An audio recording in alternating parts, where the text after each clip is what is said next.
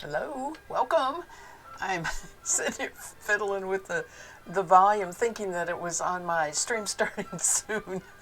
Oh, I wasn't paying attention. That's all right. Hello. How is everybody tonight? I am.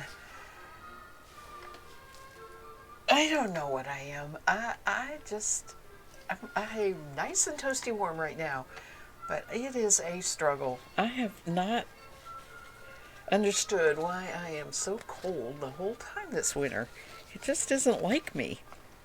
Anyway, I am warm and comfortable right now and kind of getting everything all ready for what I want to do tonight. And I'm currently peeling very carefully. I don't think I tore it. Some scotch tape that they had put on the thread in the back. And it looks like it's all good to go. If I can find the end, which I just did. Good. All right, as you can see, underneath, let me get this going the right way there. Underneath the little sign there, it says we're doing Battenburg lace ornament tonight. And this is something that has been around in my stash for a while. It was, a tiny little package, and you could just stuff it away with other things. And I liked it. When I bought it, I was like, oh, that is so cool. That'll whip up easy. It might be a good gift, or I might like it on my tree. And I just never got around to doing it, and I realized as I was unpacking all this and getting around to looking at doing it, um, it's a little daunting. The part that's daunting is not the lace or folding and following a pattern and that sort of thing, but it is the tiny little bit of stitching that you have to do to put things together and hold together and keeping things shaped while you're stitching it. And this work that's right there in the middle. You actually do that with this thread. And that is what the lace part comes about. And it is a very old historical way to make lace, the Battenburg style. And it had a bit of a revival in the 70s, and I think this kind of thing was hanging around from that later on, and I picked it up somewhere along the way. I don't remember if it was something I found on sale or I just found at a yard sale. It was completely all packaged up though, so it weathered the years well and is fine to do.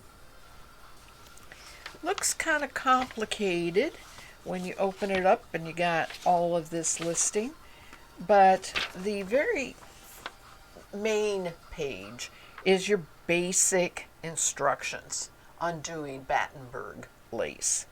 And the first thing is, the different things that you use, and one is a tape.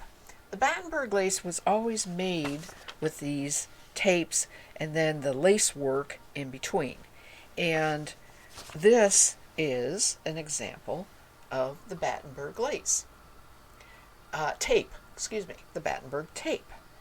So the whole point to this tape is on this one edge here, there is supposed to be a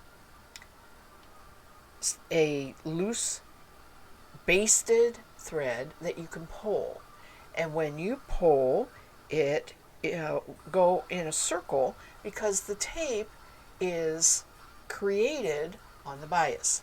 So therefore it is able to be shaped into all sorts of interesting designs and sewn together, and then you work your lace work in between in order to make it all entirely solid, or as solid as lace can be. This particular lace with the picot on it, on the decorative edge, is for the wreath, and they consider the wreath the beginner project. And the bird as a more advanced after you've tried your wreath, and it uses a tape that I really think I might need to iron before, although it does spread flat if I run it over my fingernail like that, right? But you can see it's very narrow, and there is supposed to be a thread that you can pull on each side of these, because a lot of times the designs are such that they go either way. And you get that, like pull one thread so it goes one way and pull the inner thread so it goes the other way. And that's how you get your curves. This little piece of information here is how you hold joins together. This is not, it's not really regular tape. It is, let's see here, drafting tape. It is called drafting tape. And of course, it's not supposed to leave any kind of stickiness on it when it's drafting tape. I don't have any of that. Didn't get it. I'm going to use regular Scotch tape if I need to. We'll see how it goes. And that is really the two components that you need for making anything with Battenburg lace. A very thin thread. This is heavier than sewing thread. Feels almost like quilting thread to me. I can't say that for sure, but that really is what it feels like to me, is quilting thread.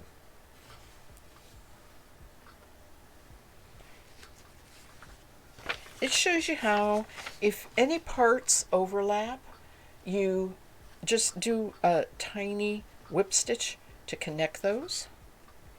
And it also then goes into, after it's all together, you want to stiffen it.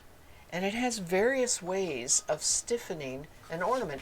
And actually, this is usable in crocheted ornaments. You know, you using your crochet thread and you want your ornament to be nice and stiff and stand out and hang right on your Christmas tree, or whatever you're making that needs to be an independent design. There are several things that they say you can use in order to stiffen it. One is a fabric stiffener that you can buy, and it's in a bottle, and it's basically a glue that dries clear.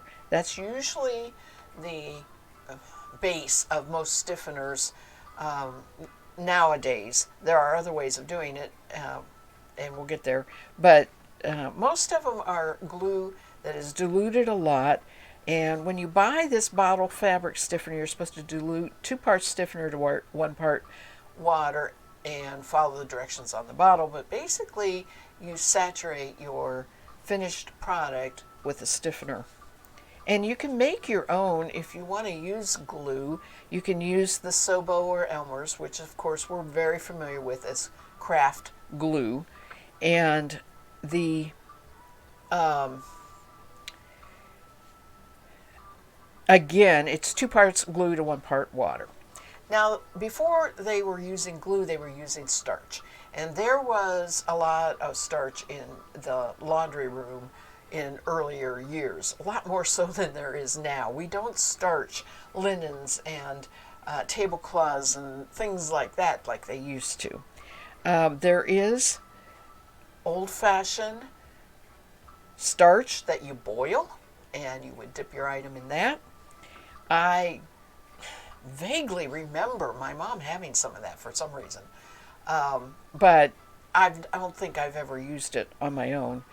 And then they have what they call the sugar water starch, which is a 1/2 cup of granulated sugar with a 1/2 cup of water in a small pan. So you're making a very thick, you're making a very thick sugar water, which is almost like a syrup.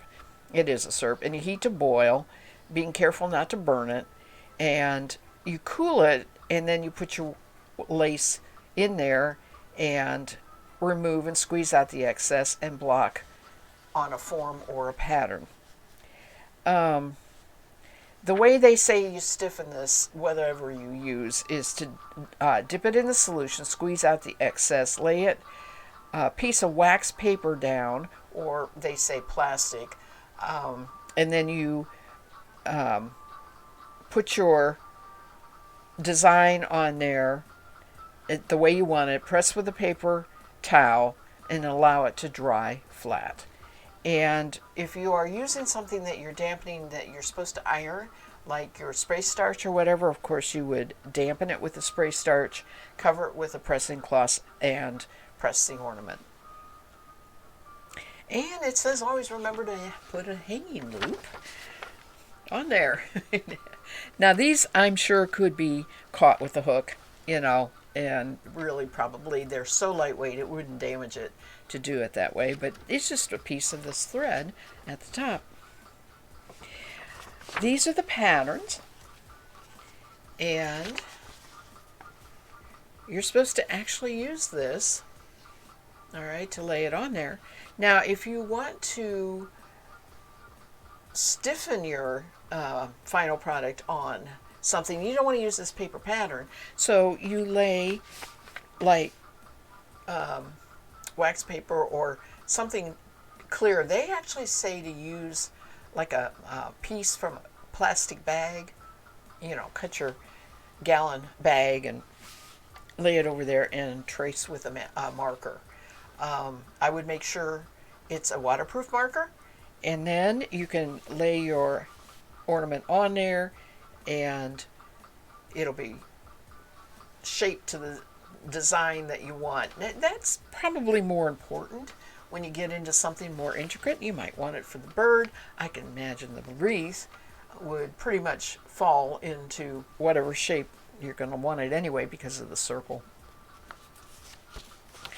And I'm talking because I am putting off starting this. I am a little concerned about it, but I really need to get going on it because it's going to take longer, I think, than I expect. This particular beginner's project uses the fill-in stitch right here, which is your basic Russian stitch. That's this back and forth stitch right there that connects the inside and outside of the circle. And I just realized that you cut two pieces of this. You do inside and outside. And then you see these here, those are called loops. They're very easy to do. You're going to, I think they're an eyelet, actually. Let me see here. It's called an eyelet. You wrap the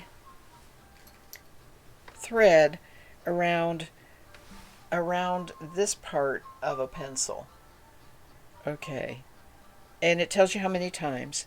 And then you, while it's on there, you take your thread and you wrap it, right? And then you can take it off. And that's making a loop right there. So that's what looks like I'm going to have to do. Looks like I'm going to have to make at least 3 loops, because I don't think there's one at the top there. And the Russian join. So let's see here. They very conveniently gave me a ruler, and I need the directions for the wreath.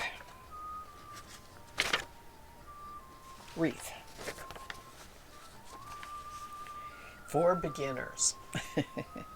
So cut a 10-inch piece of the picot tape, which is this, and a 4.5-inch piece of the small lace tape, which is this. How much do I have here? So they probably already cut this. This is probably the right size. 10-inch piece. Yeah, because that's an 8-inch ruler. Yeah, that's what they did. They just gave me the right size for the outside of the wreath. Actually, this is 11. But that gives me some to overlap and sew together. which is what I'm pretty sure I got to do.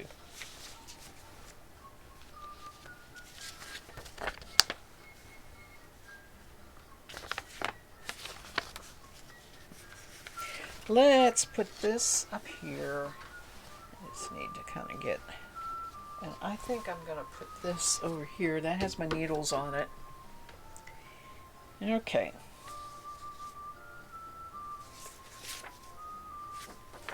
I don't think I actually need this, so let's put this over here under that. I will need that.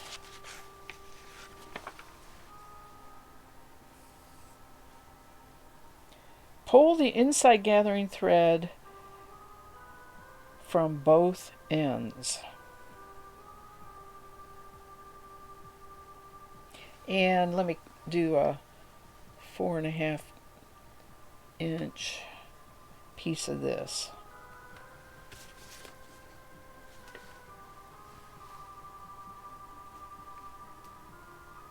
Give me a little extra to,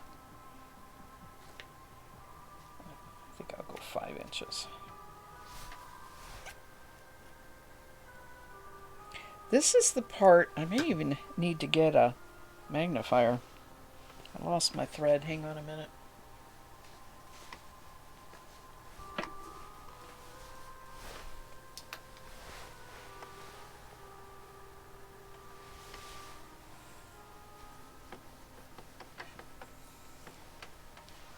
Okay.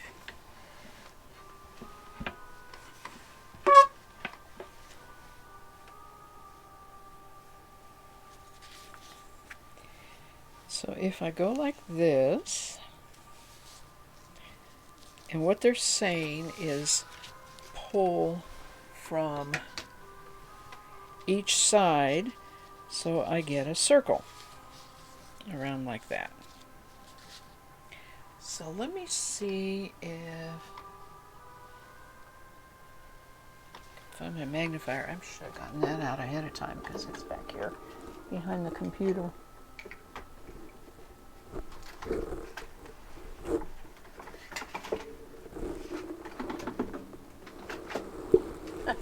I bet that sounds interesting.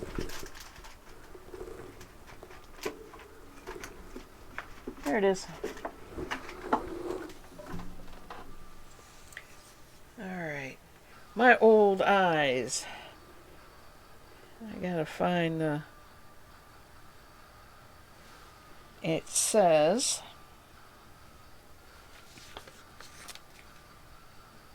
Okay, I got my 10-inch piece. Pull the inside gathering thread from both ends.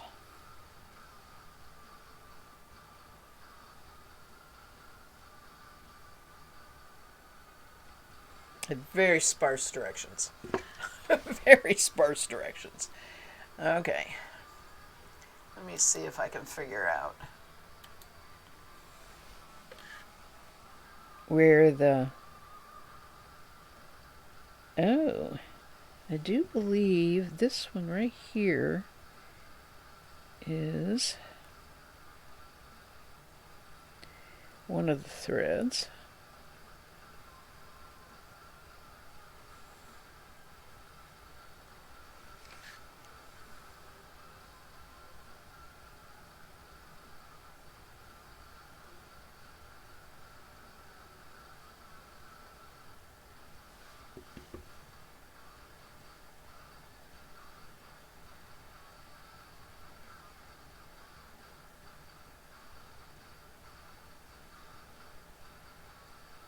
This lace, yeah, it's the right one. There we go. There we go. See? See it going in a circle? Okay, that's exciting. This lace is stiff.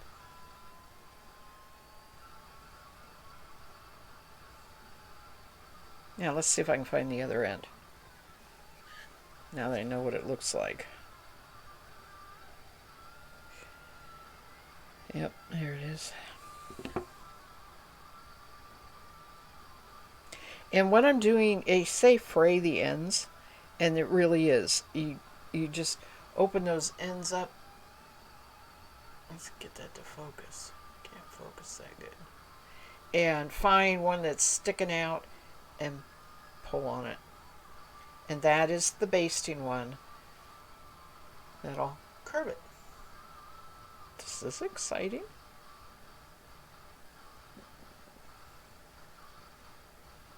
Okay. So now I need to figure out on the pattern how much I got to pull in, how much extra I got here. It really doesn't matter that much because when you make your fill-in stitches there, I mean, that width is perfectly doable with whatever you want to do. You know, the biggest thing is to get this to lay flat.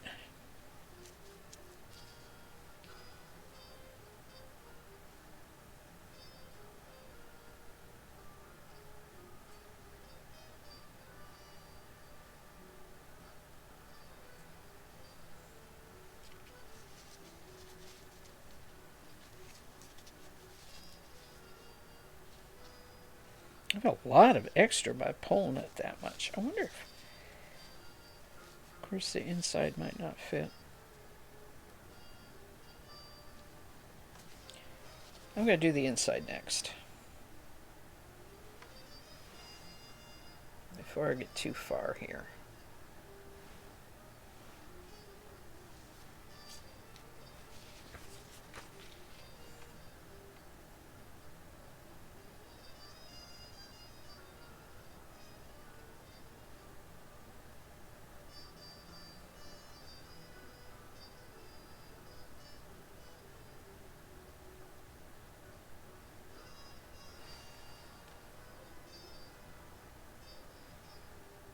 So I don't know.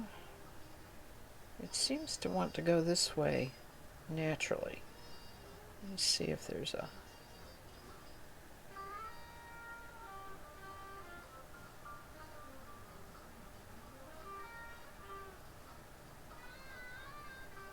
Yep. Uh-oh, no. What happened here? I'm not sure that was the thread to pull.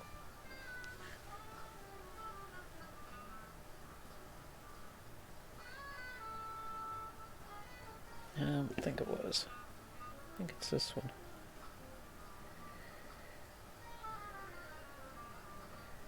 See, I could see this one up here. Maybe there's only... It should be basting on both top and bottom.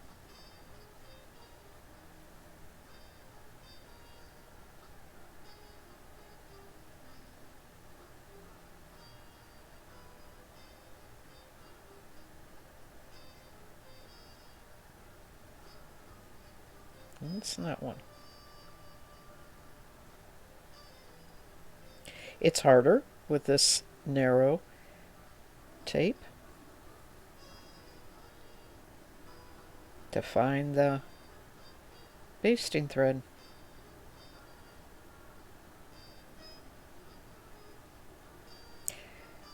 There we go. I just found it.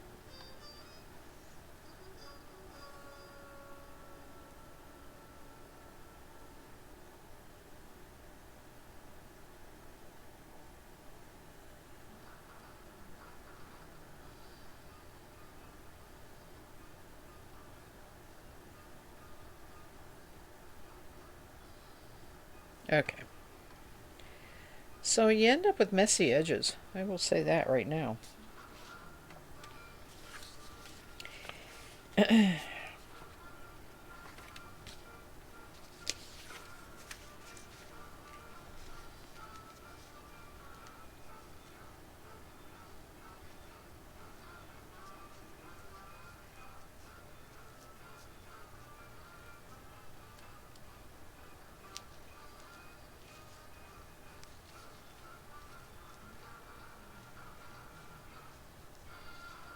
Alright.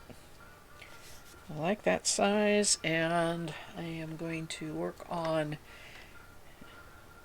joining that.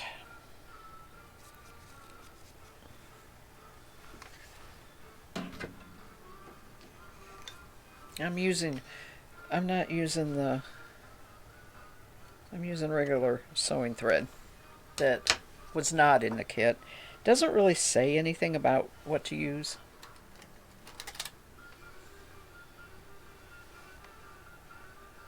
And I don't know if I really need a sharp or not. I don't have many sharps here. I tend to do, that's a sharp.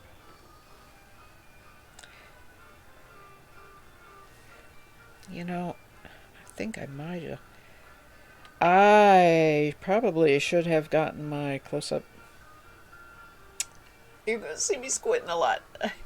I so seldom wear glasses. And I don't wear contacts.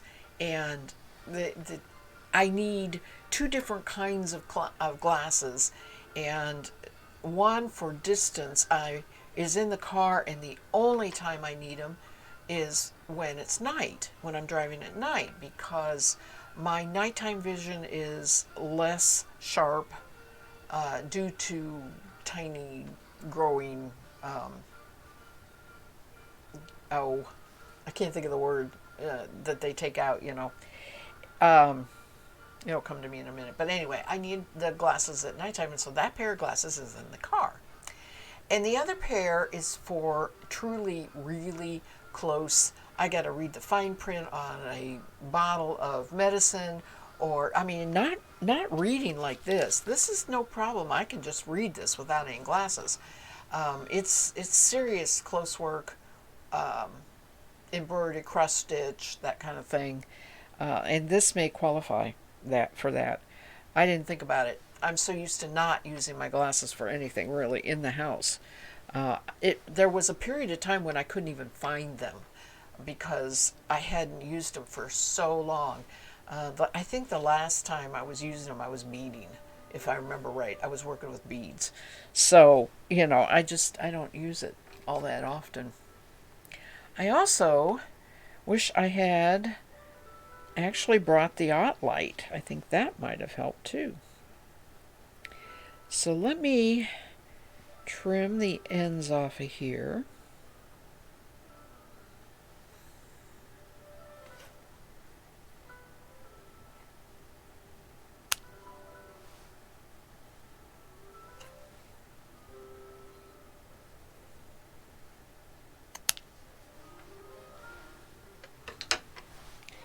And fold it under, stick to the shape here, but sew it together by folding a little bit under each one. This is where I almost kind of wish I could glue it. In fact, what I'm going to do is go back away from the edge and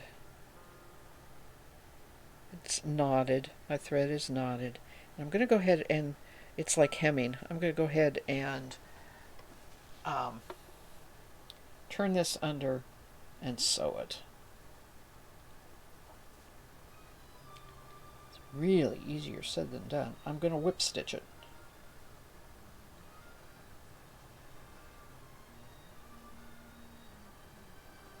I can see this has the potential of being kind of thready looking and kind of not real nice and finished if, you know, if the sewing isn't done right.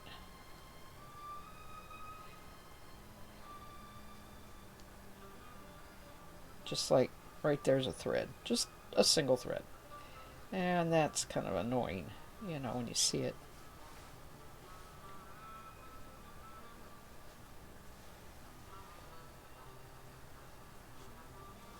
I picked the right needle though. Good sharp, goes right through it. I like it. White doesn't show. It's the right white. So that's good. Alright, so I have that pretty well tacked down. It's not straight, but it's a little bit better. I mean, It's definitely tacked down. Now what I'm going to do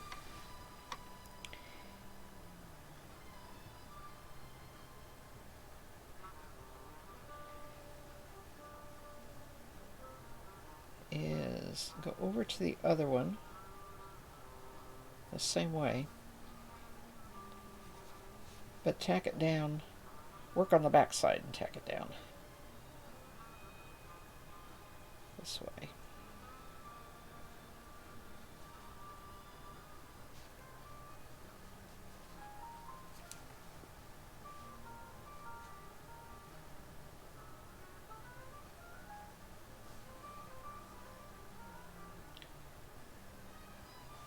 I'm going back and forth a couple times, and I'm also ending up catching the front ones a little bit, but I'm going to overlap the two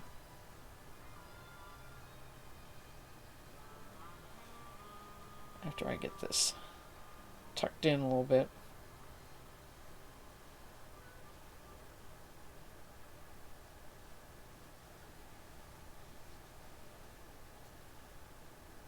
Now, I'm going to lay one on top of the other and just whip stitch it together on the back. And there is a back side to these. I mean, it's not going to be too bad, but it's going to be obvious. One's the front and one's the back.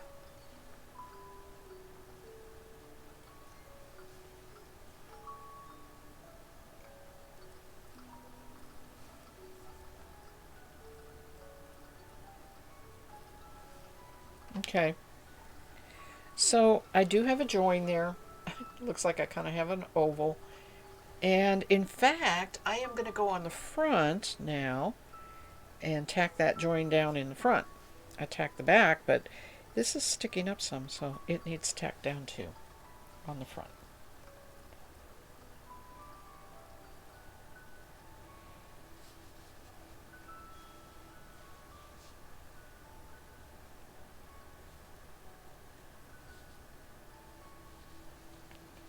Alright. That actually looks pretty good with the exception of some really stray threads, and I wish I had brought a... Oh, I have a smaller pair over here in my little... This is what I need. I want to snip these stray threads. I hope these are sharp. Yep. I have lots of little threads all over my green tablecloth here. Okay. It's together. It's circular. I think I will try maybe one little knot or two back here.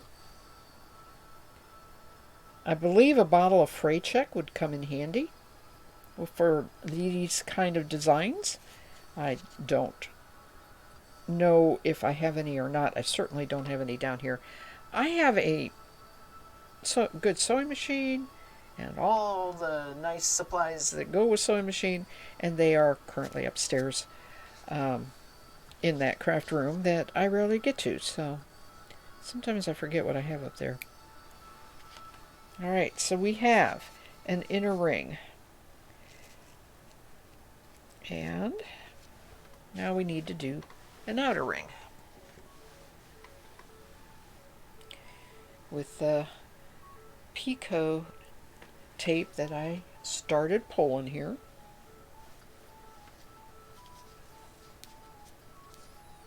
And it's a little happier laying flat. I also have an awful lot of it. I wish... Let's see here. I need to try maybe save a little bit.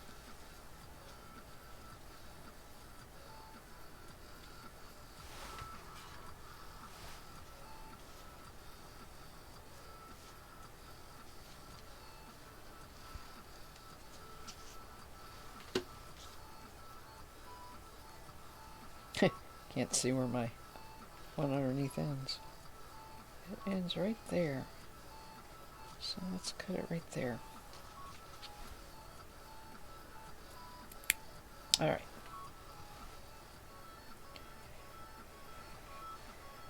Now I'm going to do the same thing. Kind of a little hem on each end. And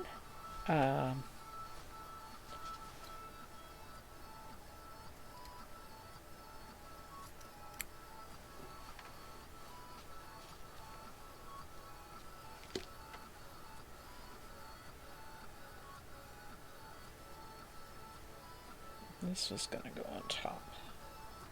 I'll do the top first.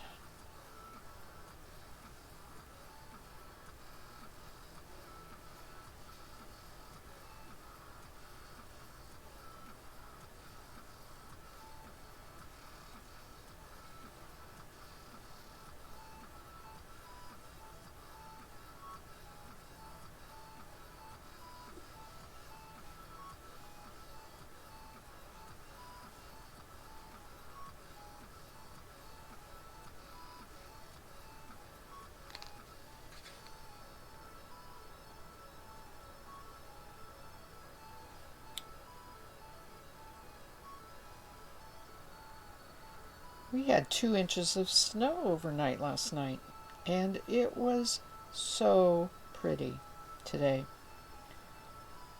We stayed home, didn't go anywhere in it, and it was the kind of snow that just really it didn't ice the trees. It just covered them with that nice, fluffy, pretty white snow. I took a picture of my orchard with the snow on all the trees.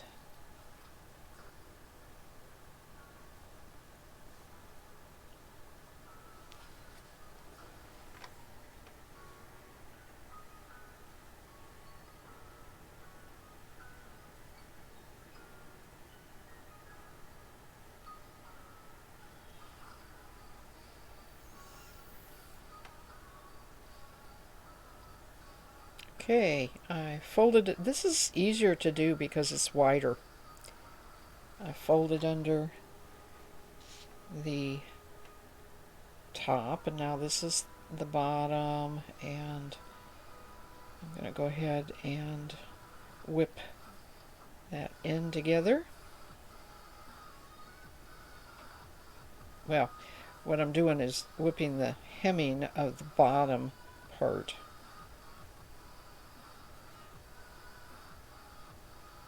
It's connected to the front by one thread because I didn't break my thread. I just went from one front to back.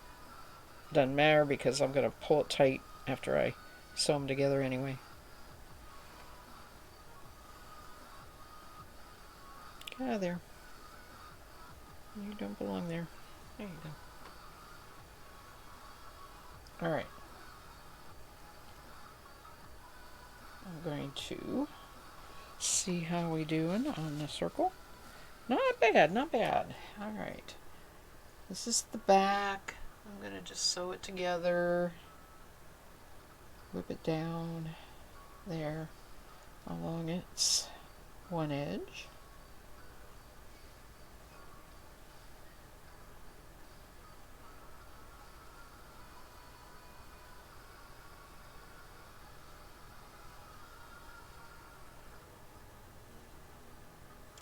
And I'm going to come to the front side of my arm here. This is the front. I'm going to tack that down.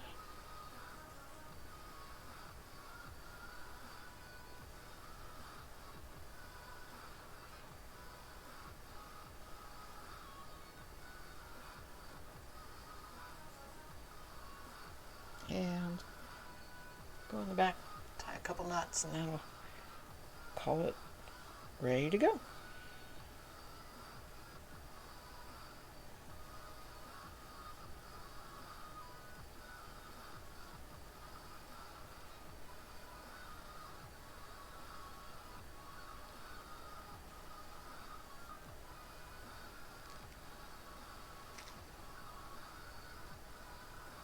Oh, get off there.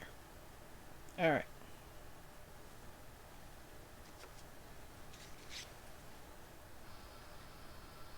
Now, just because I'm me, I'm going to shake the trimmings off of here.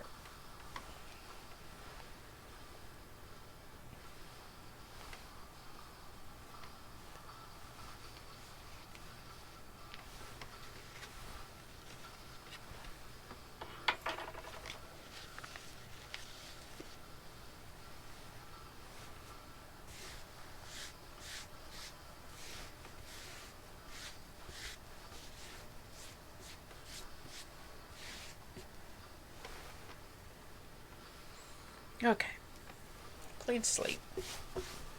Let's start again here. Because now I want to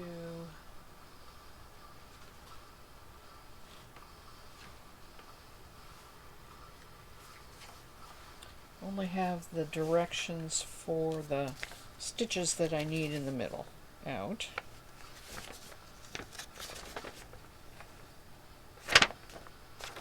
Just this.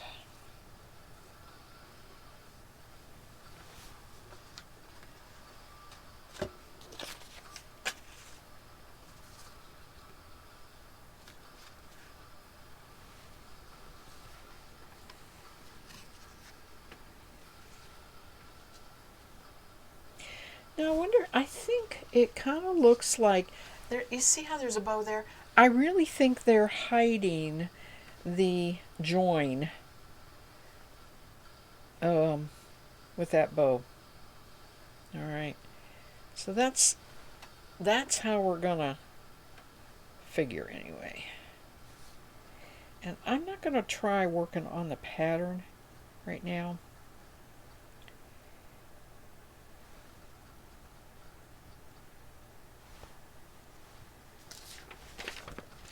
So after we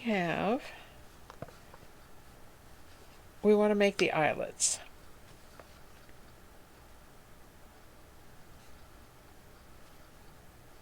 And boy, they sure don't talk about how to put the eyelets in there, to keep them in there. Yeah, see, they join them right there, and they don't talk about that at all. And I'm winging this. I'm going to try one eyelet and see how it works before I decide whether I want to make all three of them. It'll be a fun thing to do anyway, make an eyelet.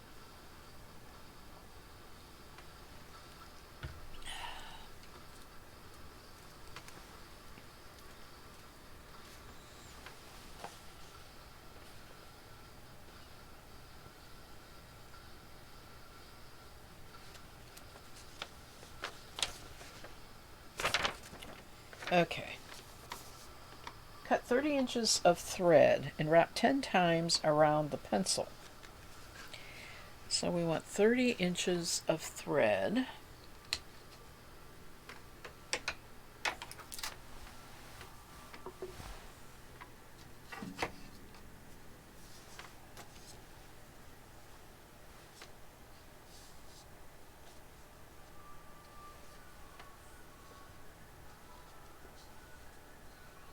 Ten, 20,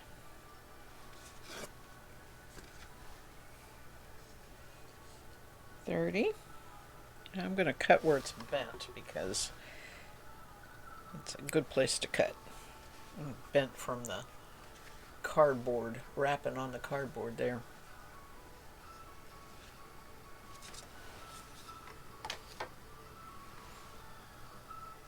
And we're going to wrap it 10 times around a pencil. I kind of wonder if I have more than 10.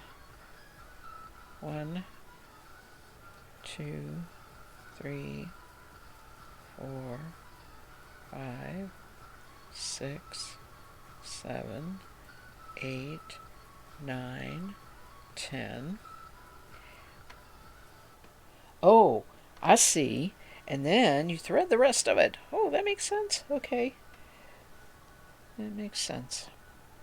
Now I got to figure out whether my needle will work with this. thread.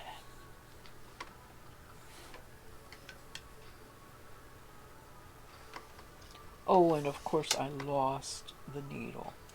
Oh, there it is.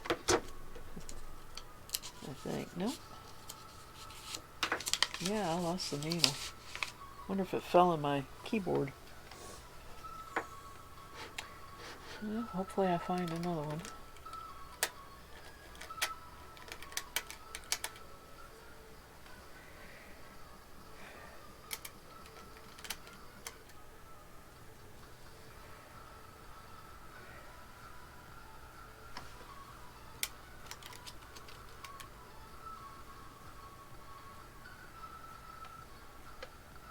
Yeah, it's going to have a bigger eye than what I had. Although it does look like a regular sewing needle will work.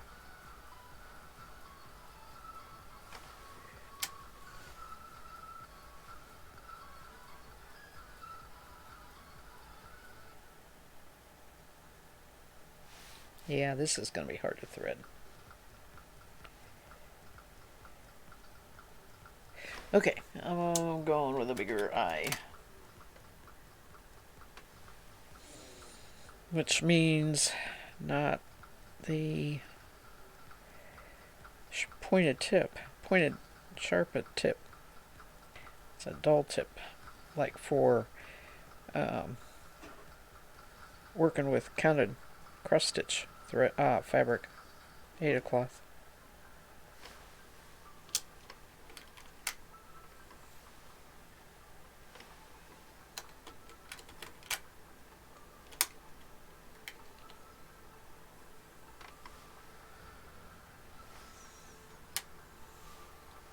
That's pretty much all I have here on this particular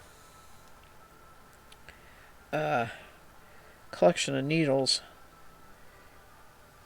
The bigger eyes are with my knitting stuff, and this is for general sewing, and I got it. General sewing and the fabric. Okay, now to do this, you slide it down to the point, and they're doing that so that you can somehow put your needle through it from, I may not have done this big enough, this to this, just like that. So it says loop the thread around the needle, forming a buttonhole stitch. Pull the thread towards you so that the loop forms a neat ridge on the outside of it. Okay, so we're doing a buttonhole all the way around. And I didn't get a buttonhole here. I need to make this loop go down like this. Is that a buttonhole? That should be a buttonhole stitch. Yep. Alright. As you can see, sorta, it has done this connection of all of these, and you do it by making a loop down here and going under everything and getting that loop in line there with your finger. Put it over there. And you're just going to go around, and this is tedious, but that's what we're going to do.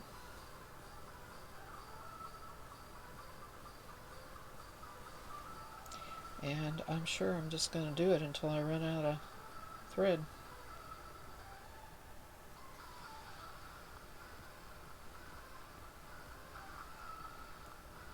After you get the first couple done, that as long as you keep the coil you know, the circle of 10 wraps up there where you can move it around. It's not going anywhere. It's staying together.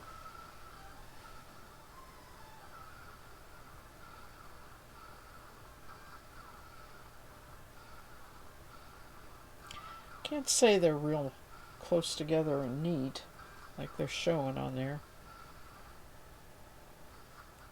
Maybe I can work on going a little closer here.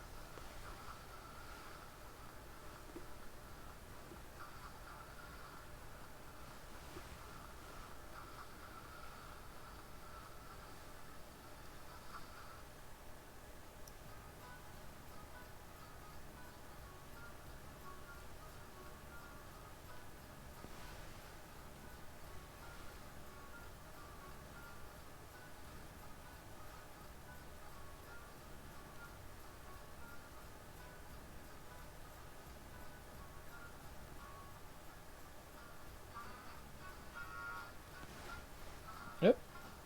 Now that's not the way we want it to go.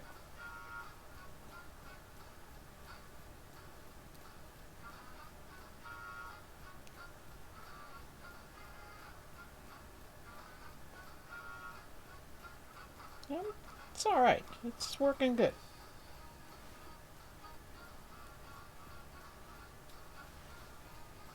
One of those things you probably won't be able to see because I can't focus the camera that well.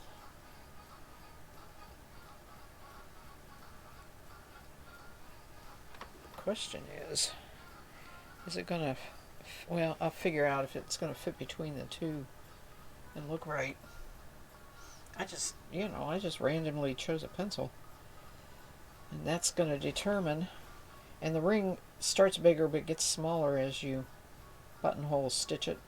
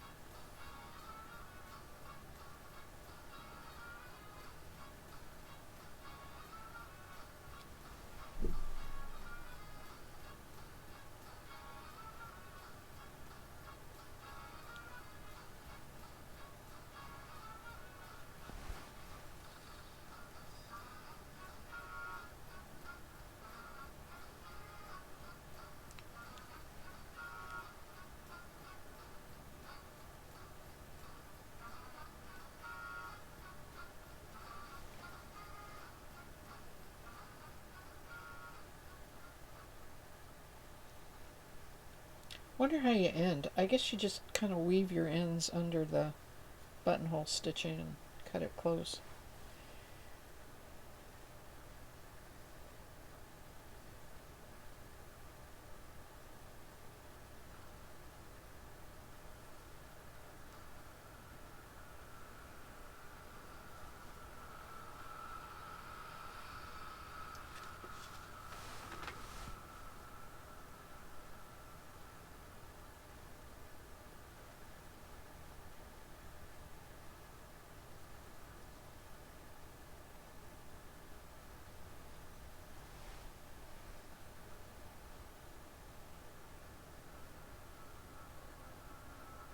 Okay, so it's not, that's my eyelet.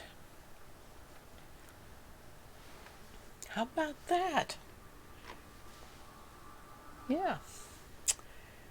I'll cut this little bit off.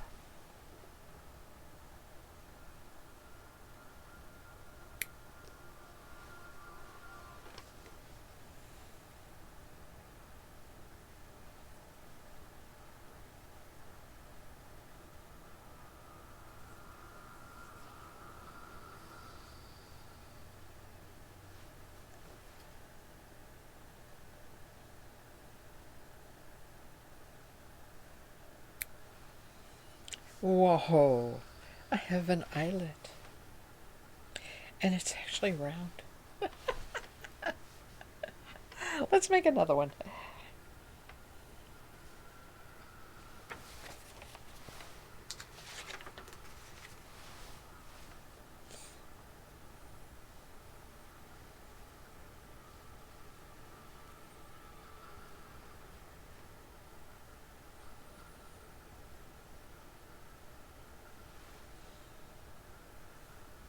Tell you what, I need better needles.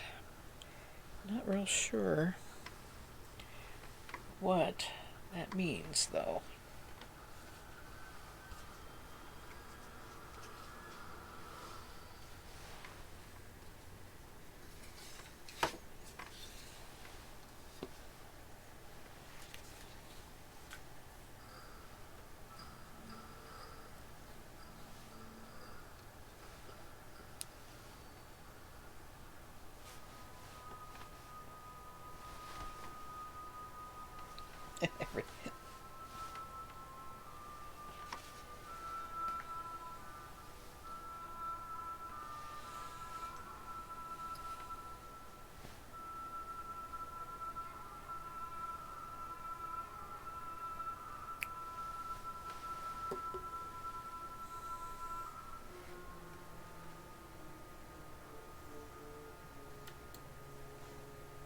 I'm going to do a real quick Google search here.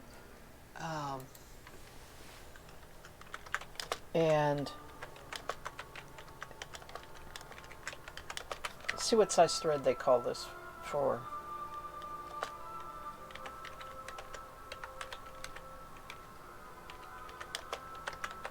I wonder if Google knows. Well, Google, somebody must know. It uses cotton thread instead of synthetic. Okay.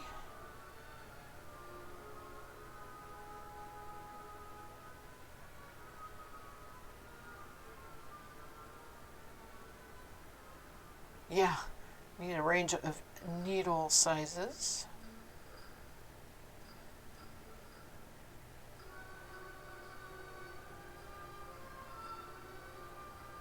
Doesn't really say.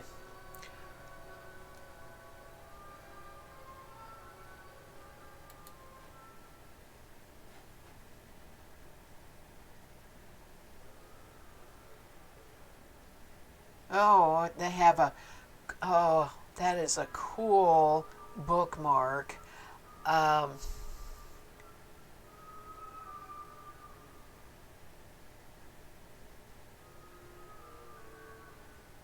40 weight, it will not hold up to the, okay. You want either 50 weight, 100% sewing thread, or 30 weight cotton thread. There we go. I'm going to write that down. And I am going to give you this link because this is a really cool bookmark. It says Nevermore on it. I really like it. Okay, so we want, I'm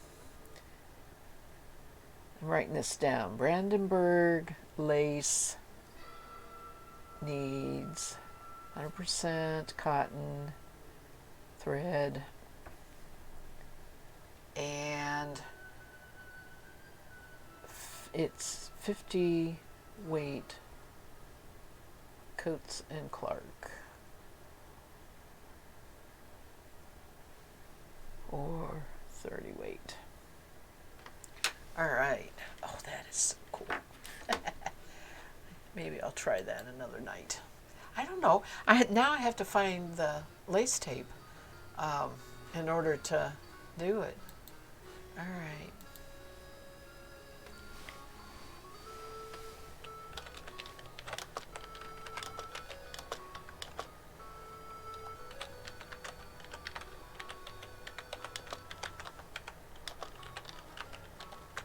Oh, I have to make that.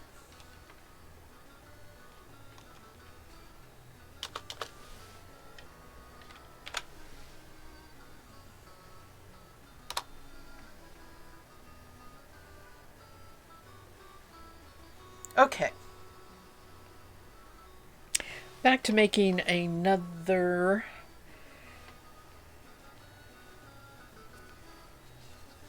eyelet.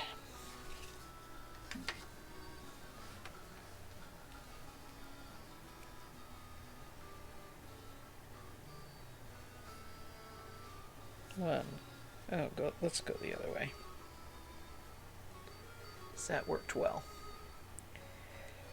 1, 2, 3, 4, 5, 6, 7, 8, 9, 10. Of course, I'm laying them side by side and they don't have to butt up against each other because when you slide them down, they'll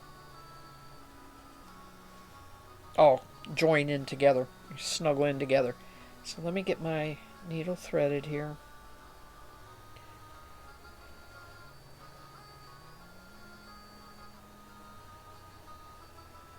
Which is a bit of a problem.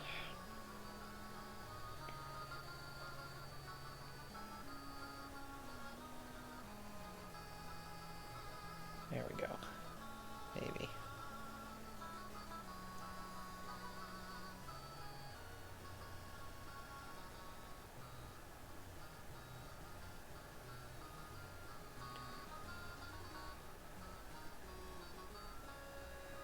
Come on.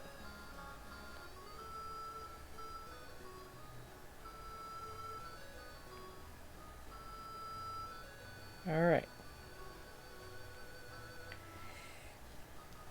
So you wrap your pencil, you thread your other end with your needle. You slide your wrappings down to where it's narrower, right? And kind of keep them in place and take your needle and thread, go under and around them one time just to kind of tie everything together.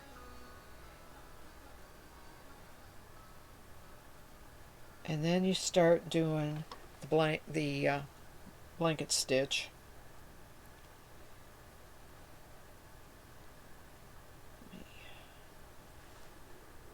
Let me go through one more time here. Get myself going right.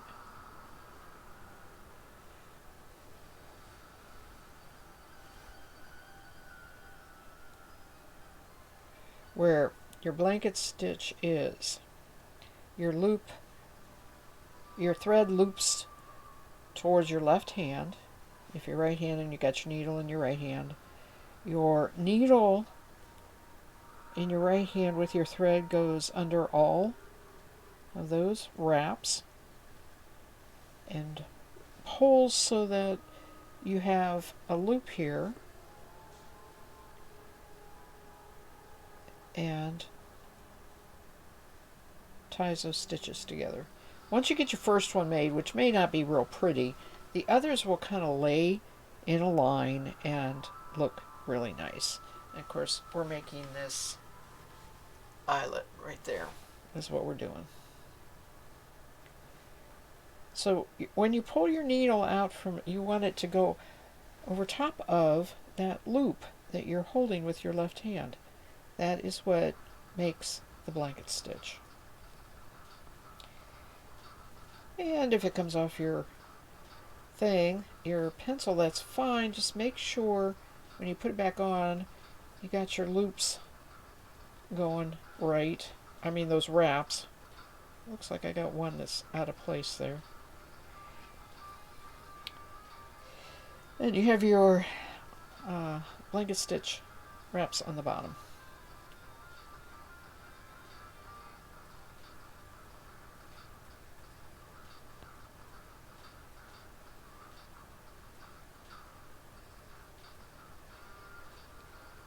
All right.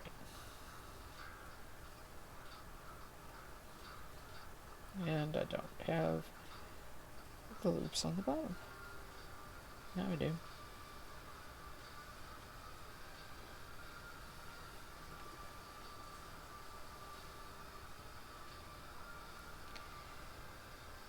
First couple ones don't look real nice, but it gets better. things kind of tighten up. And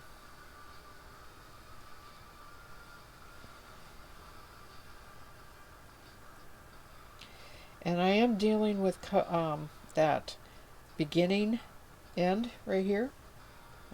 I am, you know, connecting the blanket stitches is covering that. Eventually there just won't be anything but a little short bit that I'll cut off because it's been tied down enough.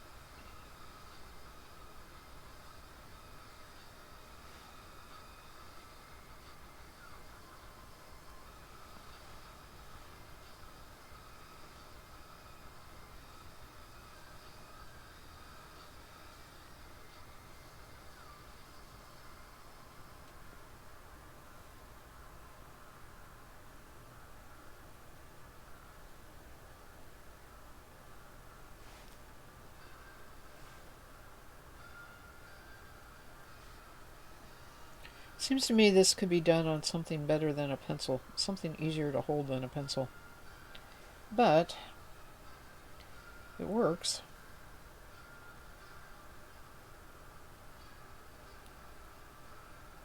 And you do need something that's come a little bit slanted so that you can,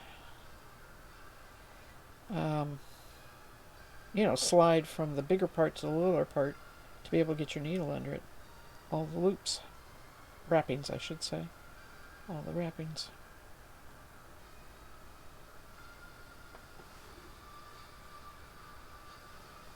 Alright. That end is really bugging me. It's really not cooperating well. I'm going to cut it off.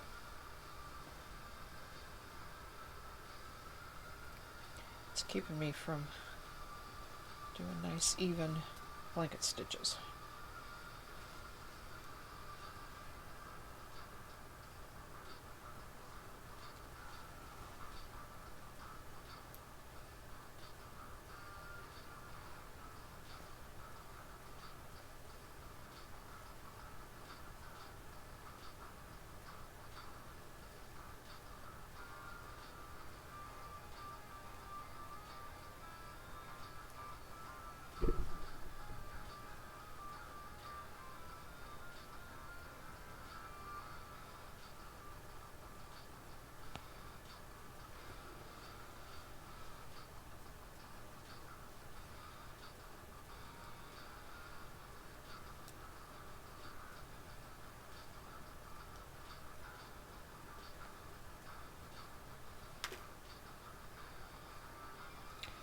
I am going to try to do this without the pencil.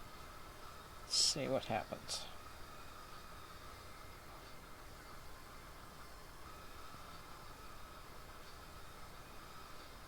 Oh, well, I don't get a blanket stitch. That's what happens. Huh. There we go.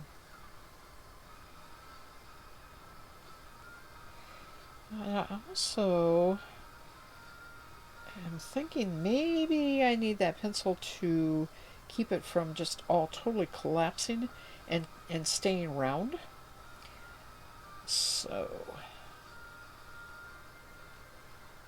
I'll try it this way.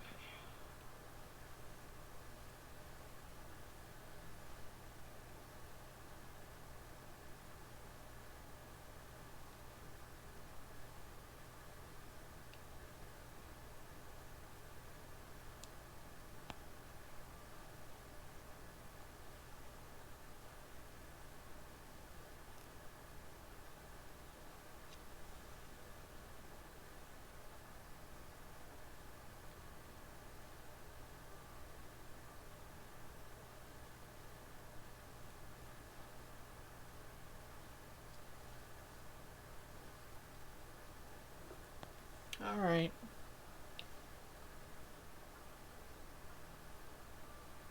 Taking me a little bit longer than the first one did. Seemed more fiddly. Only halfway around. Having trouble keeping it the same size. It keeps sliding up the pencil.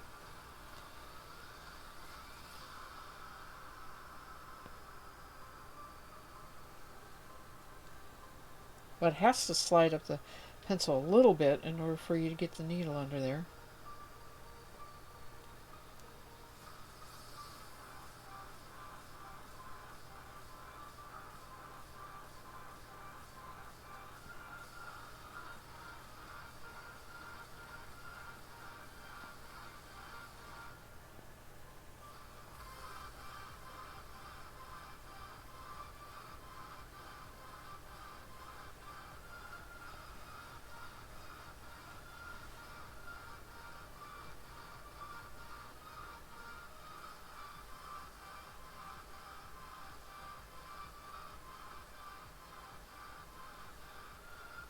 think this eyelet's going to be smaller than the first one. It could be because I switched which way I was doing the blanket stitch in relation to the pencil. It's easier to hold the pencil on, but a little harder to keep the circle the same size.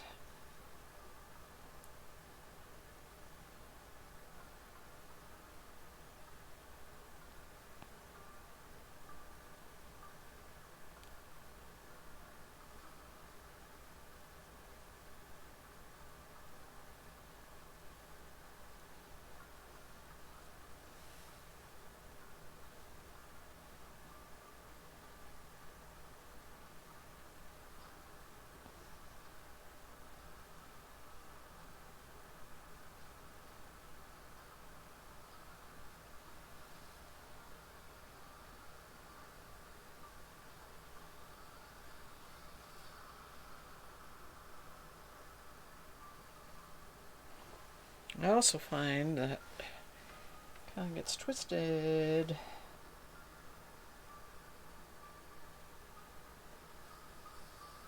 It doesn't lay flat.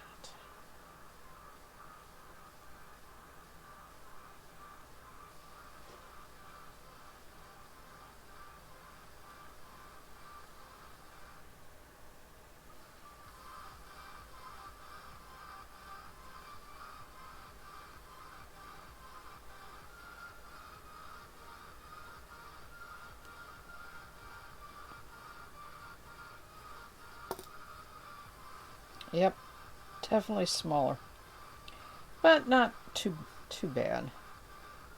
Should be all right.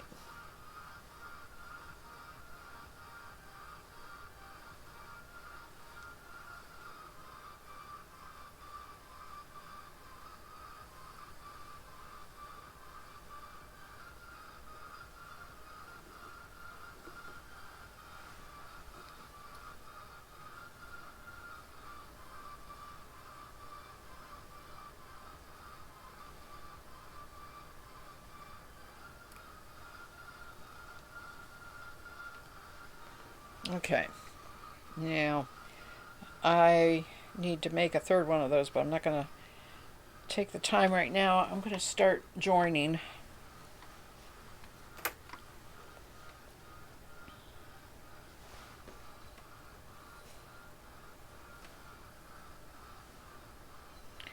wonder if I'm working on the... I think I'm working on the wrong side when I do this.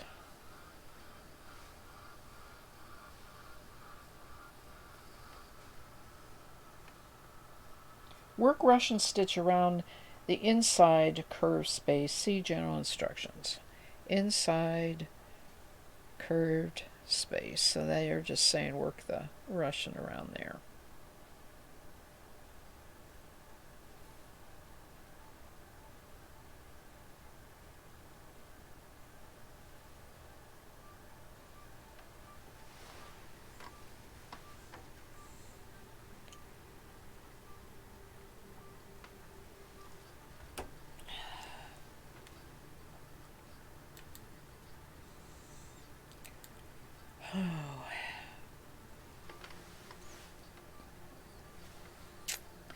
I miss you peoples. I miss the people that often come here on Thursday nights. So I guess let me see what it says here for the Russian. It has your thumb. Let me do it this way. Let me. It's all about your thumb. It says work from right to left. Hold the lace thread under the left thumb. Well, let me get some thread.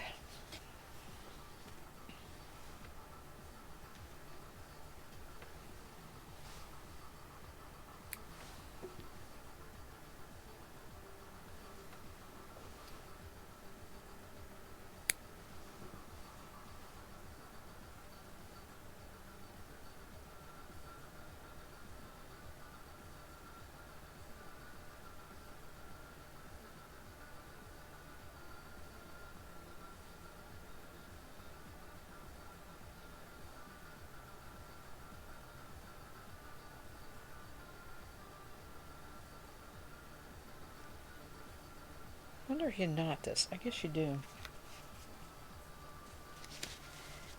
Yeah, shows a knot. Okay. So I am on the. I work with the wrong side up. That is one thing I saw in the general instructions, and you have your thumb on the bottom down here. You work from right to left. I keep moving this join, but we're going to work this way. And you put your left thumb there. Hold the lace under the left thumb. Well, they only show... Oh, you go back and forth like this. Okay. Push the needle through the tape from top to bottom.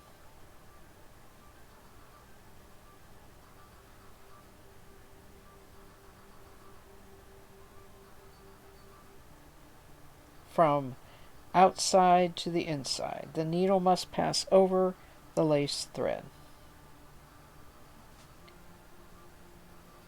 Work Russian stitch around the inside curved space. Inside stitches will be closer together than the outside, creating a fanned effect.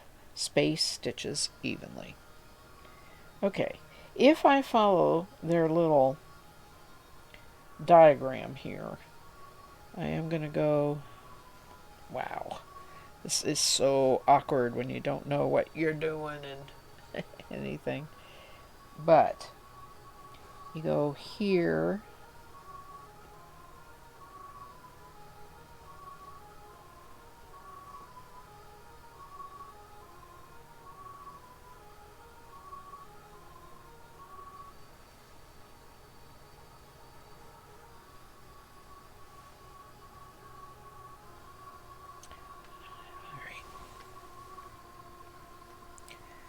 I don't know if this is going to work or not, but I am thinking about taping this. Now, if I go, it is, the thread goes this way, the needle goes this way,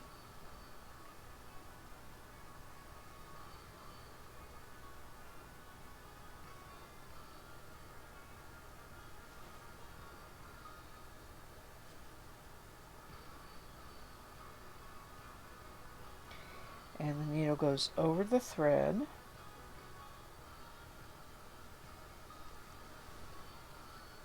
Nope, don't take my eyelets.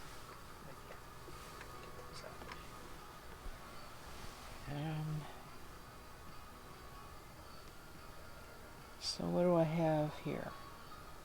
I have a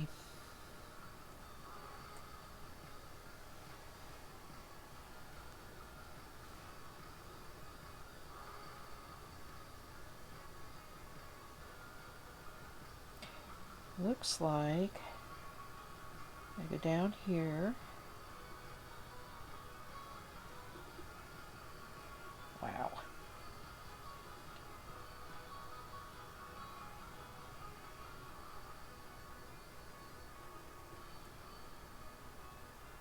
All right.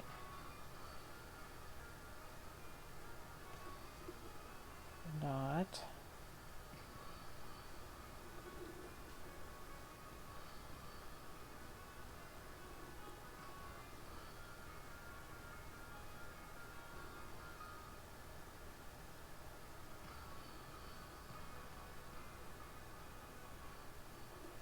Inside, out. Wait a minute. This is coming down there. It's going through there and over the thread. I think that's what they mean. As long as you go over the thread, you're twisting it and making that little loop that is at the edge of each piece of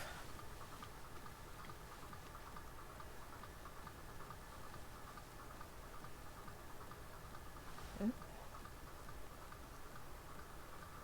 Oh, that's my knot.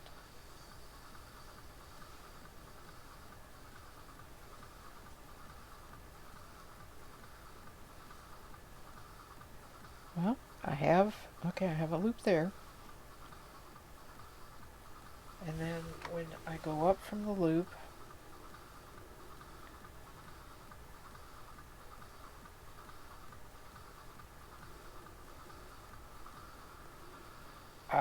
I see my first one I did wrong because you really only catch the edge. You don't go, okay, you don't go at the top part. You just catch the edge. So there's the edge. Wait a minute.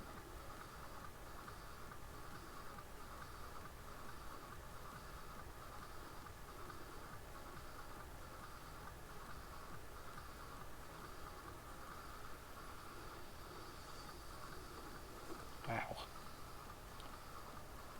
Don't think I'm doing this right.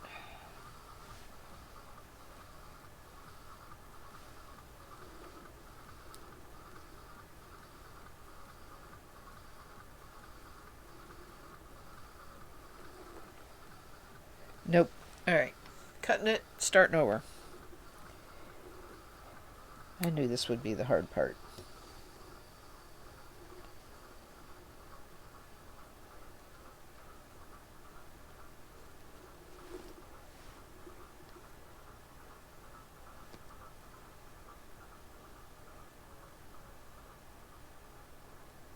Okay.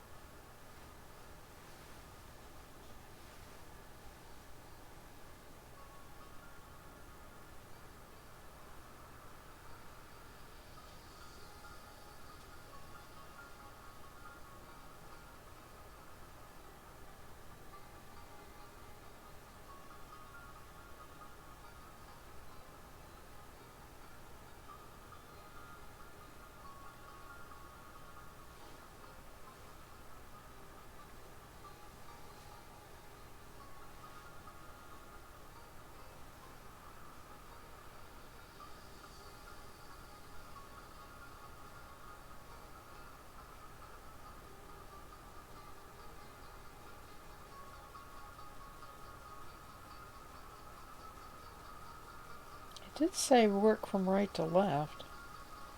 So if that's true,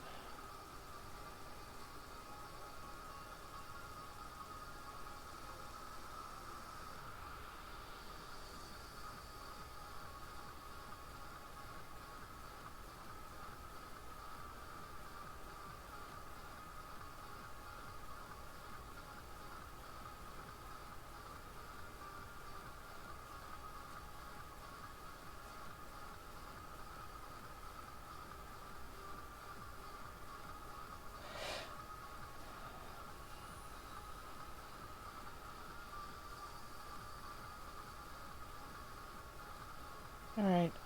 I really think I'm going the wrong way here.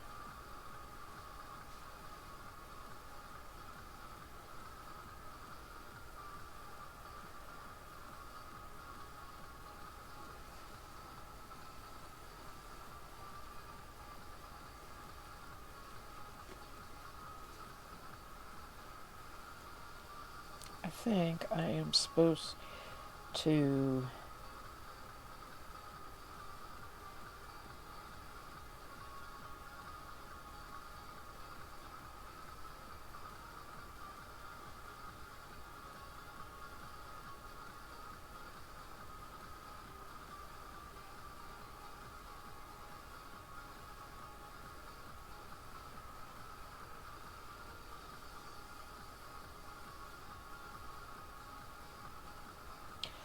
it says from outside to inside.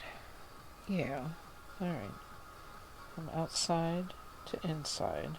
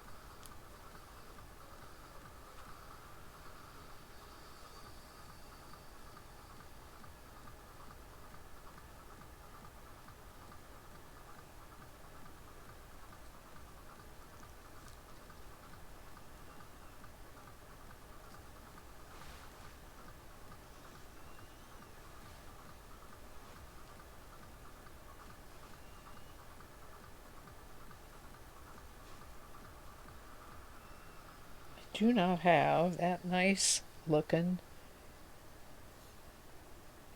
work yet. That's sort of right.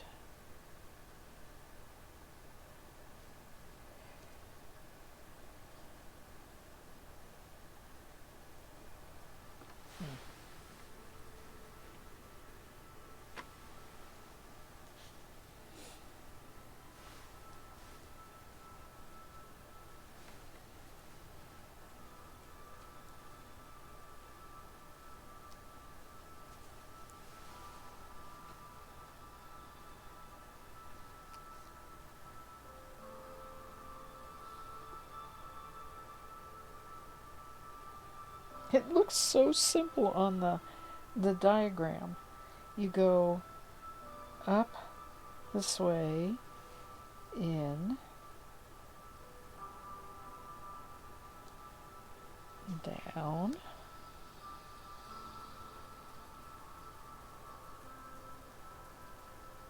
and in.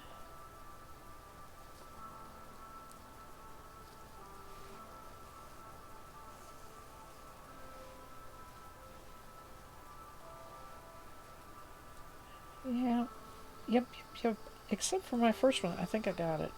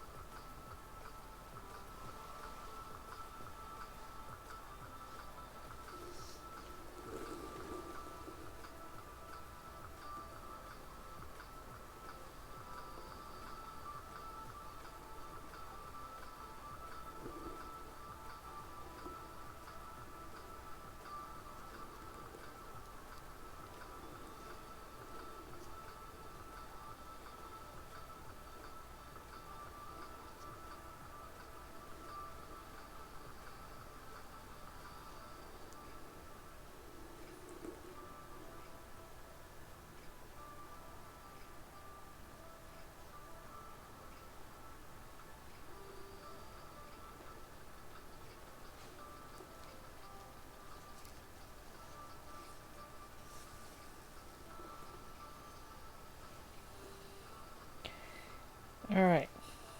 Now, if you can kind of see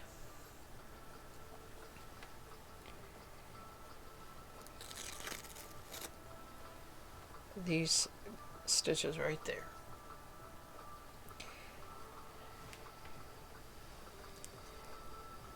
Those are the stitches that are supposed to look like this, and I don't have them opened real good, but I do have them going the way they're supposed to.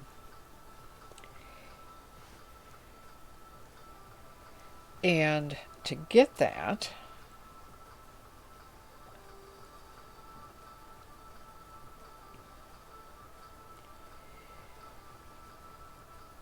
coming from underneath the center, you go up to the top and you poke it through to the back, but you come out over the thread. And what you're aiming for is the bottom piece, then you poke at the top that's facing you and come out underneath. Now I do that one step and then I pull and straighten it. I'm getting the same stitch all the time, and I'm pretty sure it's right. Now, will I get it nice and circular? I don't know. Yeah, but this little piece of tape kind of helps. My center one is drawing up closer to the top, and it's going to be a little harder to get it to go down. My stitches are going to be bigger at the bottom because I didn't pull them loose enough. My center tape is folding in on itself the whole way around, which is annoying.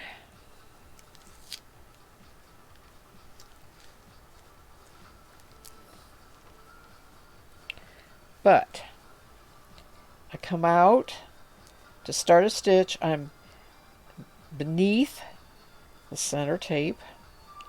I go to the top, poke, and the needle goes over the thread, and it also goes into the center on the top facing me.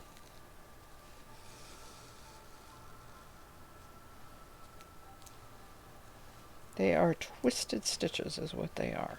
Now, I wonder if this will work better if I don't try and keep it in place and hold on to it. Let's see.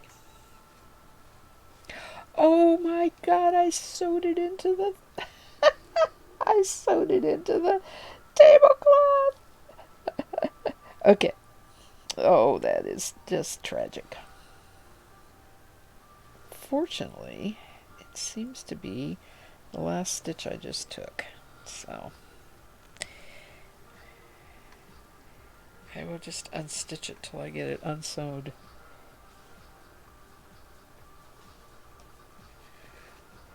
There we go. Yeah, goodness gracious.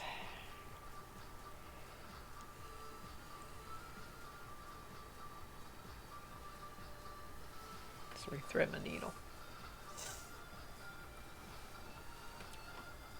Might pay to work on cardboard or something so that you don't end up doing that, right?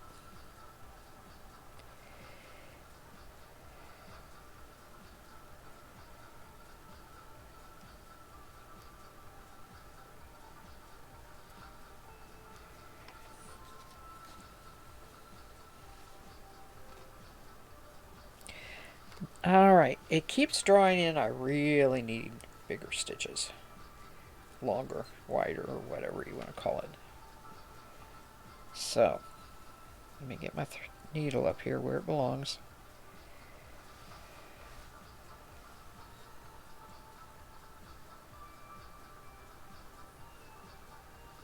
Alright.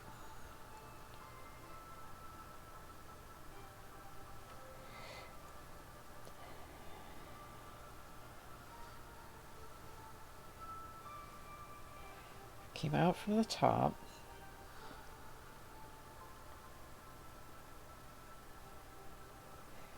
Down here.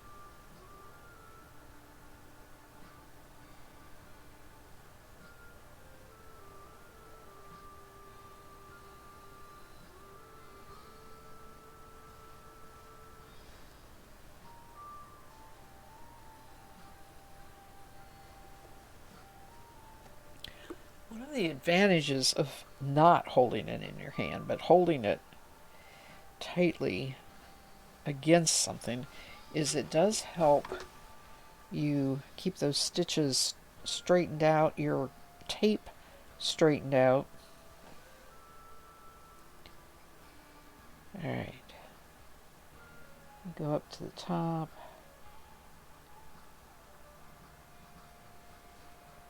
Go in. Keep your thread to the left. I think that's one of the keys.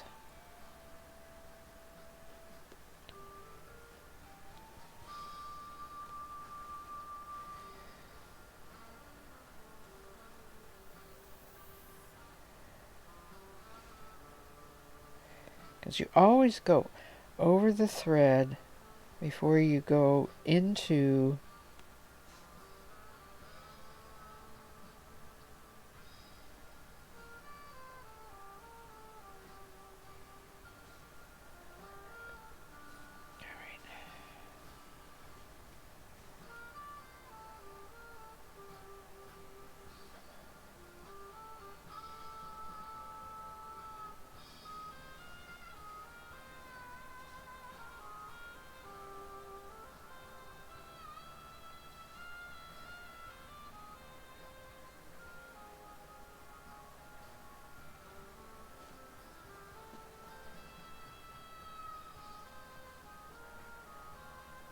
I would love to see an expert person work on this. Top.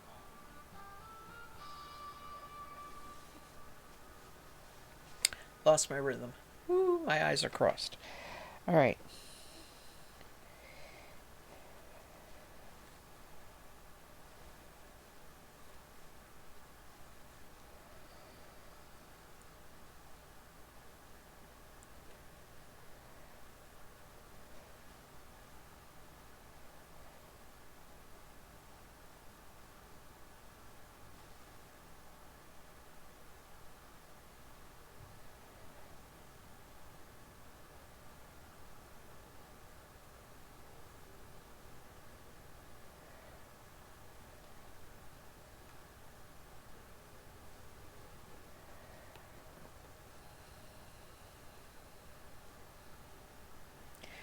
There just doesn't seem to be any way to hold this. I am so used to being able to manipulate tension and everything by holding it. Anything I do.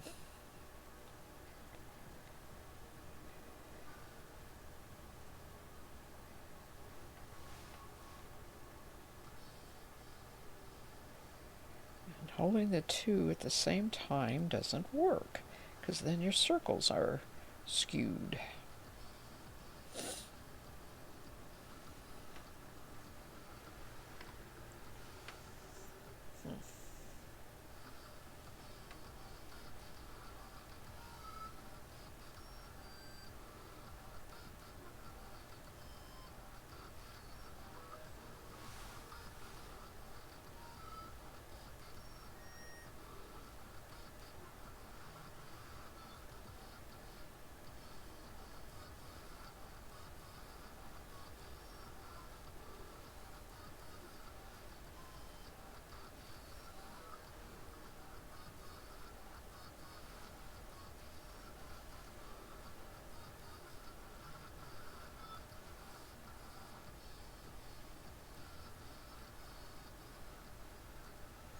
I am going loosey-goosey. I am going very loose here. I think that's part of my problem. I think I am pulling it too hard.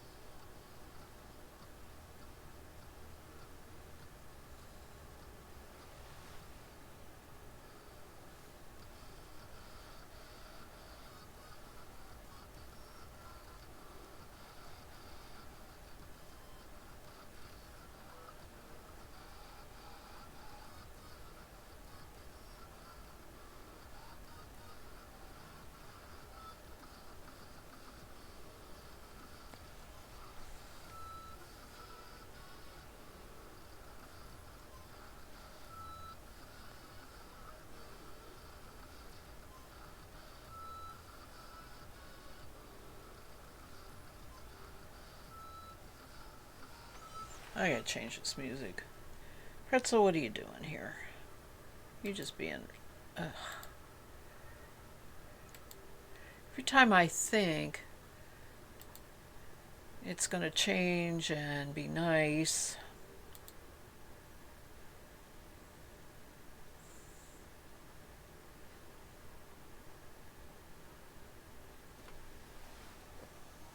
all right.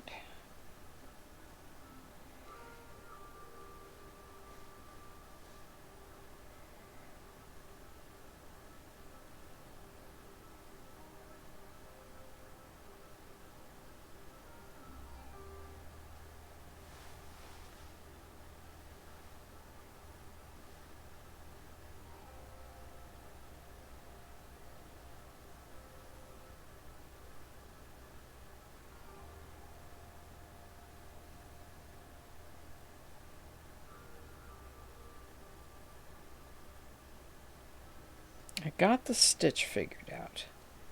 Now it's just a tension thing.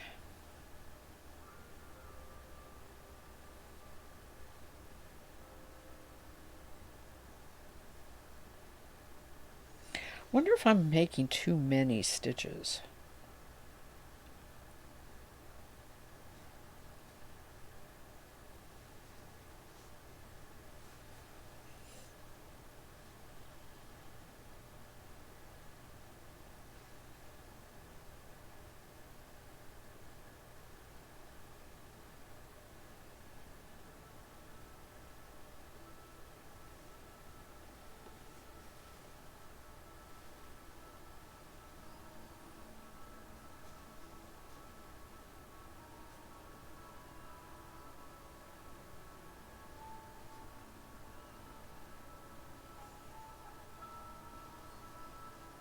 Okay.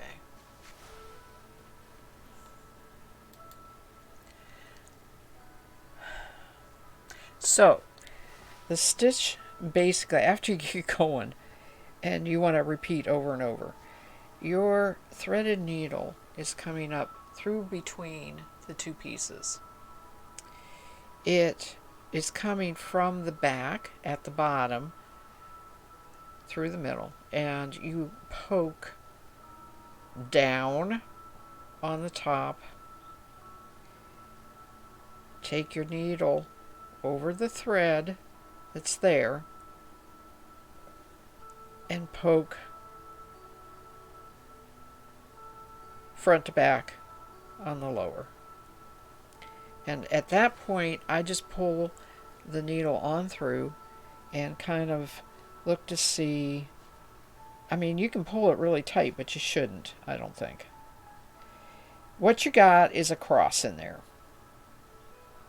And that, I'm pretty sure, is the right stitch. So I'm going to come back up through the two.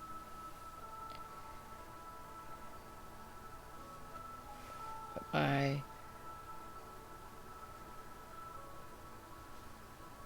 needle from front to back on the top, but when I come out, have it over the thread in the middle and down through from top to bottom on the second. All right, now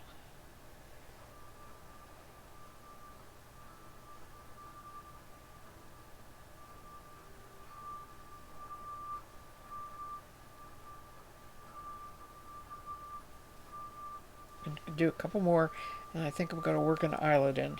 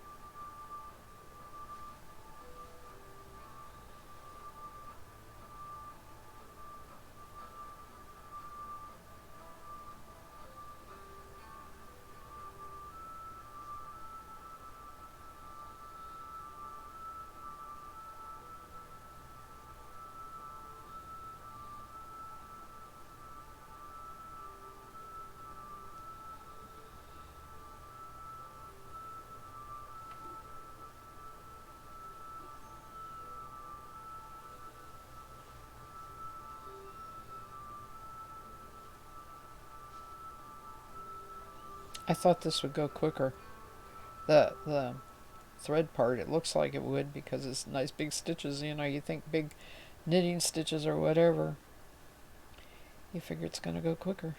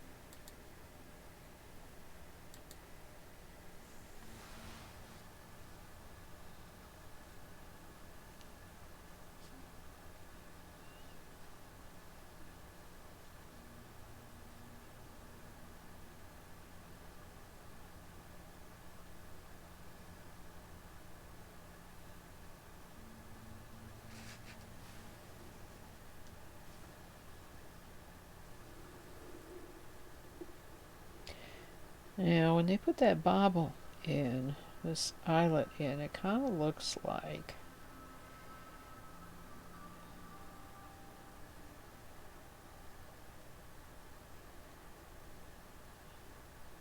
attach it that way.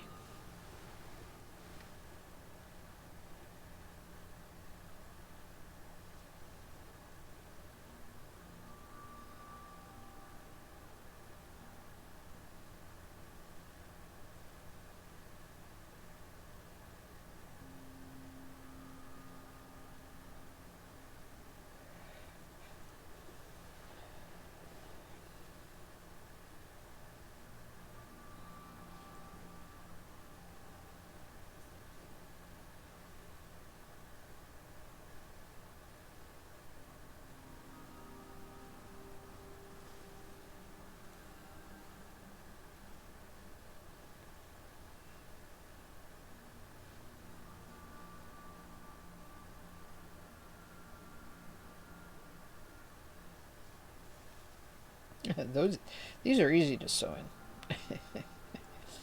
Alright, now I gotta get started again. Alright, so basically I'm coming up from the middle, and I'm gonna go down here.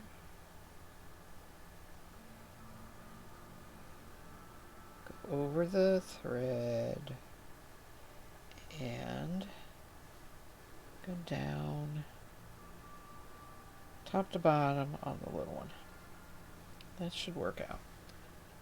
I'm going to run out of thread here pretty quick too.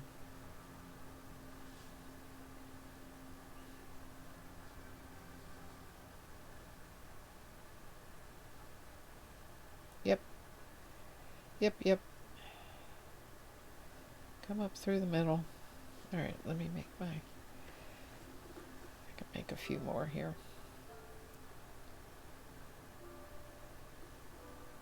Go down. Over the thread. And down the bottom. Small lace.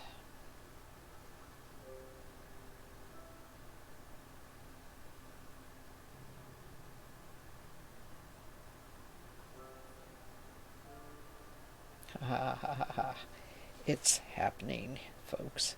The only thing I don't like is my little is folded up here. It's not laying flat. And I guess that's what I'm going to have to press really hard to get rid of.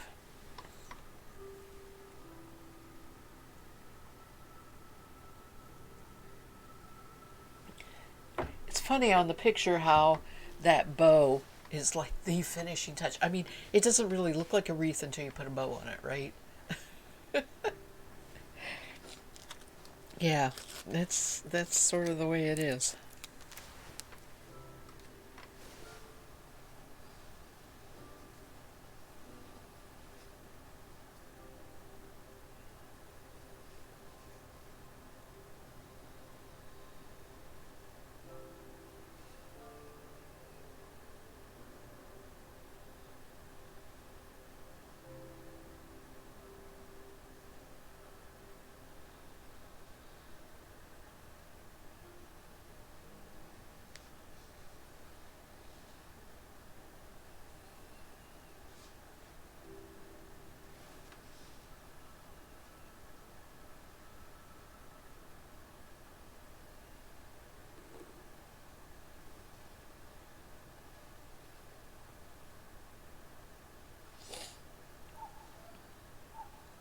Yeah.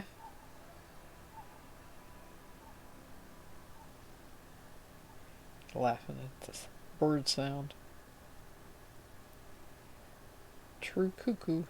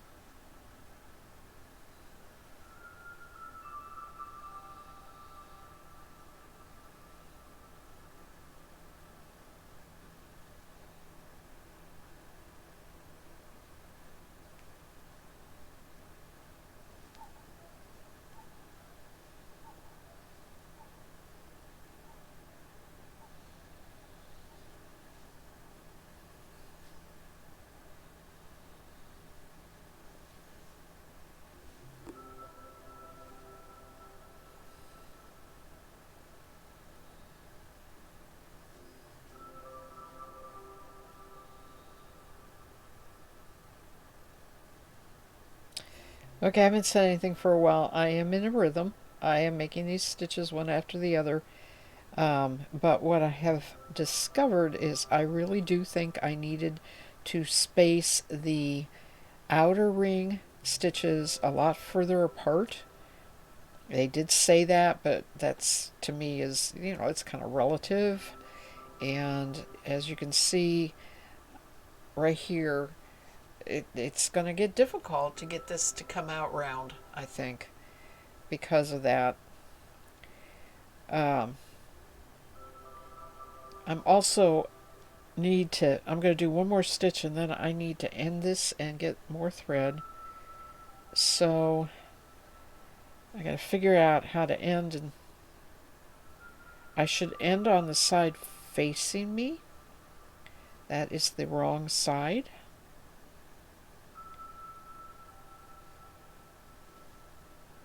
And when I finish a stitch, I'm always on the front side. So I think I will come up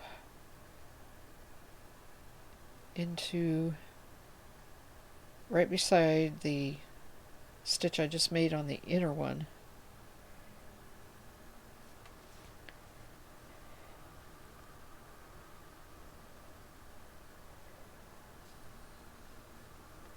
This is hard to do a knot on this. Oh, I don't want to attach it to my tablecloth again. Alright, shouldn't be hard. You know how to do knots here. There's a knot, and I will run it back like this, and then cut it.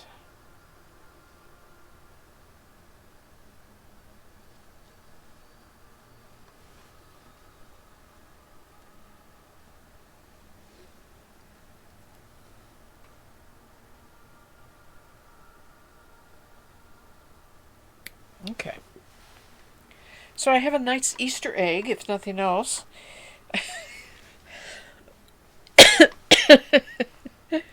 um, if it doesn't circle up good.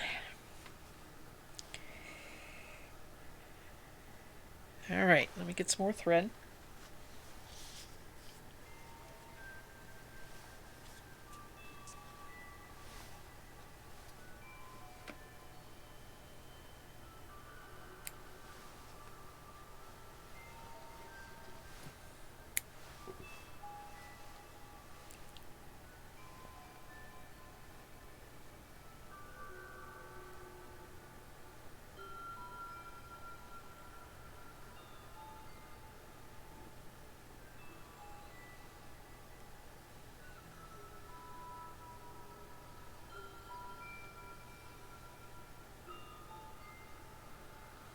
Ah, I had it threaded.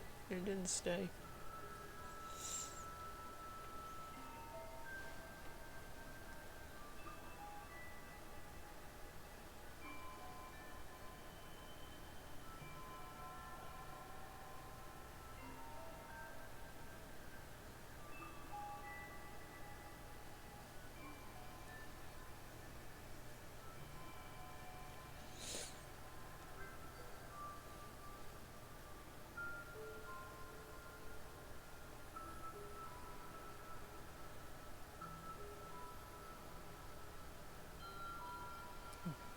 Got it.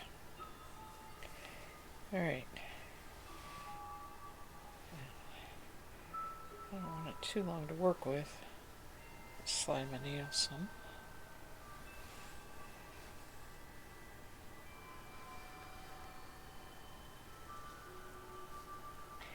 And we'll start again here. It might be a good time to put this other in there since I've got to start with a knot anyway.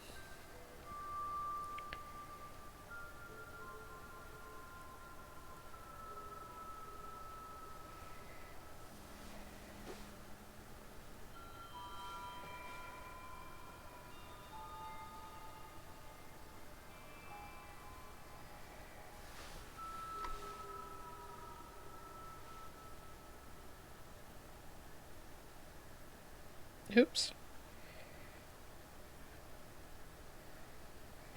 Knotted.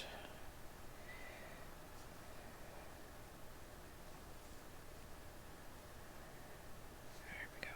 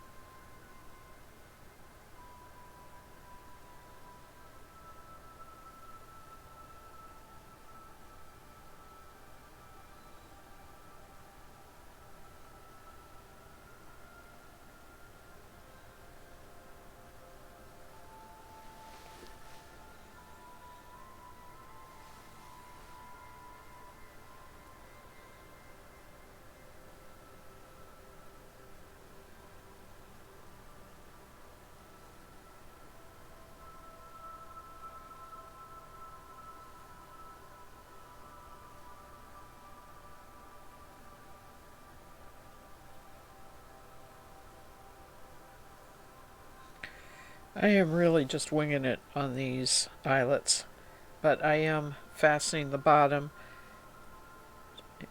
to the center. I am traveling up through the side of the eyelet and then catching the top. Going back and forth a couple times on the top with the lace, with the tape, excuse me.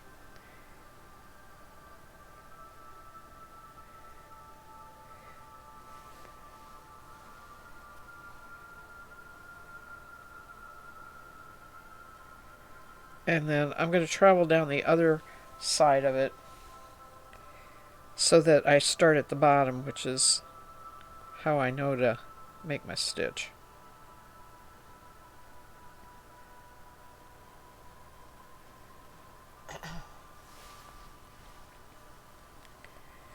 Alright.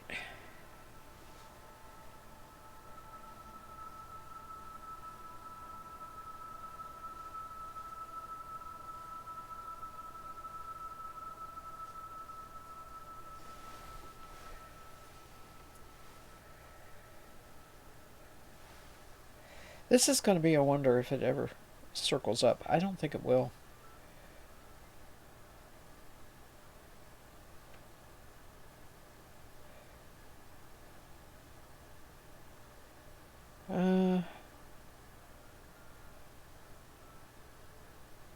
Yeah, I got the back side here, don't I?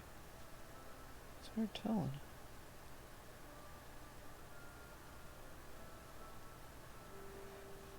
I think so.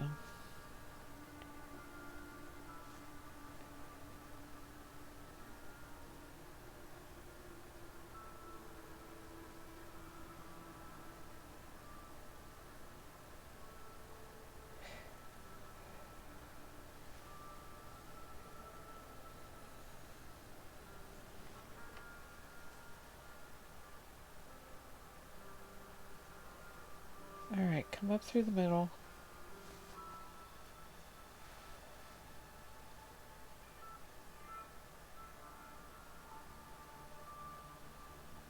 Top. Over the thread.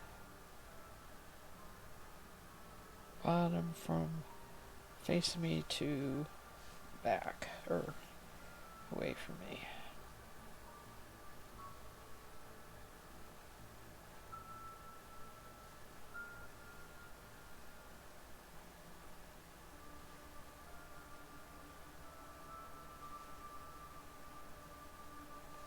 Come up through the middle.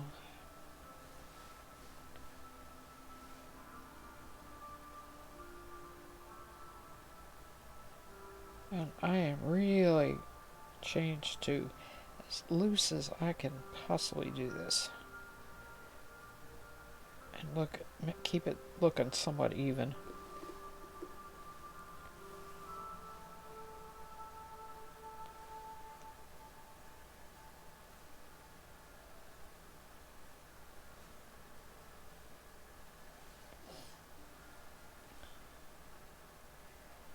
Now I'm going to have a heart. Yeah. Oh, well, not bad for the first try. I don't have any more of this unless I get... I'm going to have to find a source for this tape. Lace tape.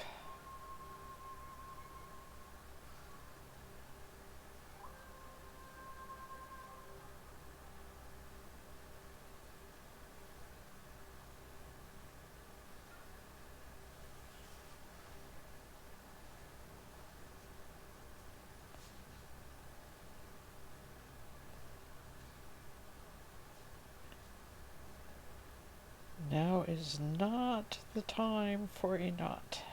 Quit that.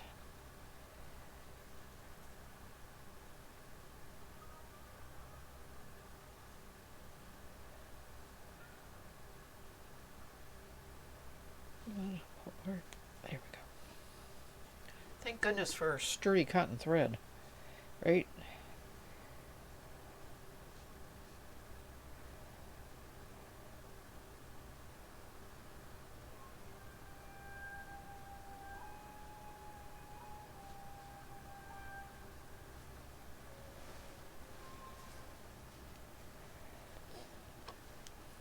All right. I must make a note here to myself how this works.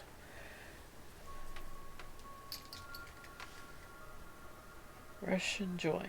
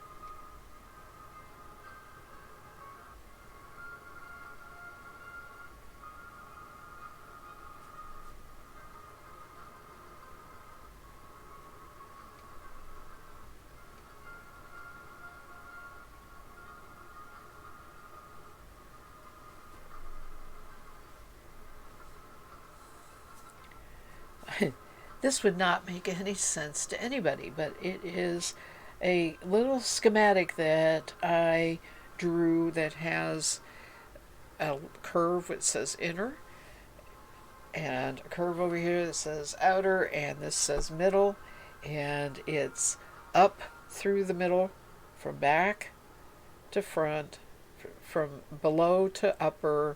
That's A. B is down on the edge of this one. Bring your needle over your thread and down on the edge of the inner. That's C. And you end at back, pull tight. End at back, pull loosely. Alright. I may never make another stitch without the... I may just do Russian joins. I am going to finish this up with Russian joins here.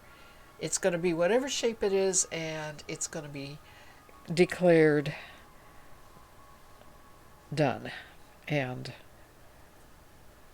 not bad for a first attempt. It really looks good here. I just don't know what's going to happen if that's all going to pull in like that. Faith. Have faith. Have faith in the stitches. All right. So it's down over your thread and down.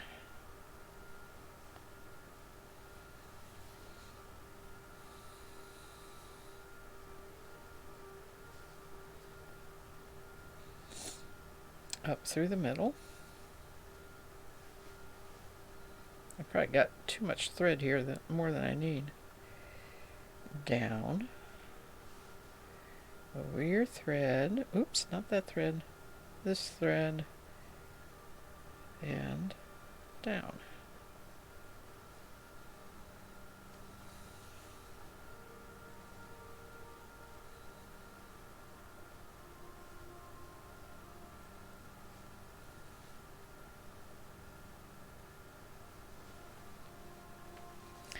That's too bad. It's just going to be ruffly.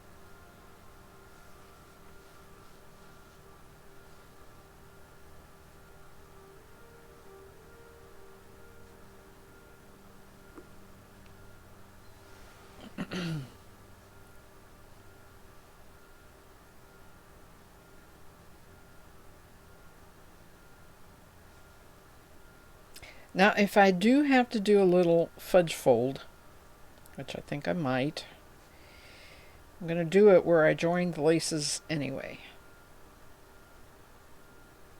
to sort of hide it. Because the fudge fold's only going to be on the top part, the wider part of the circle.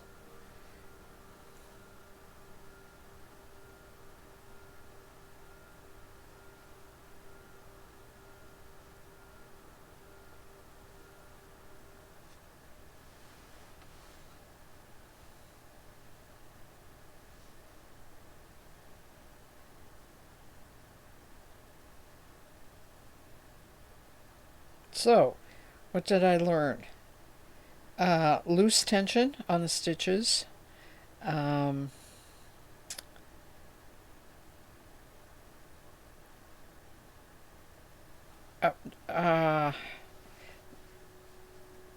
want to say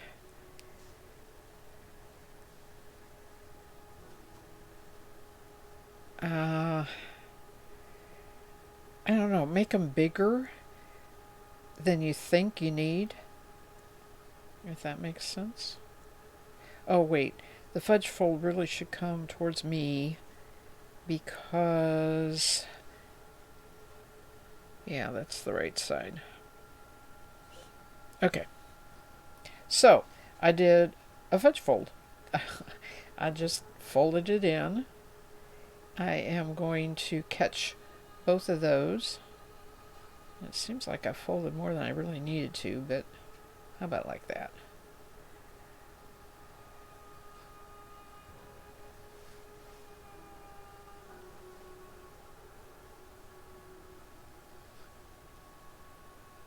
Down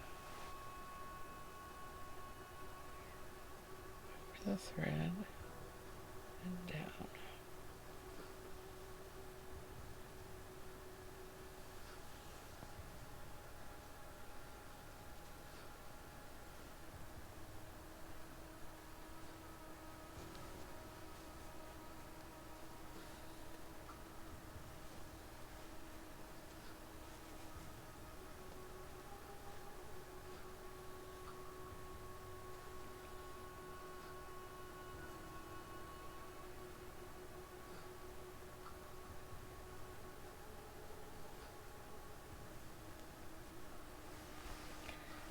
What I'm doing is on the right side, just several tacks of that fold with the same thread, not with sewing thread, but with the same thread. Come on. going down to the back, or going to the back, doing the same, just catching it there. Actually, I think it's pretty well. Well, let's do this corner, top corner here.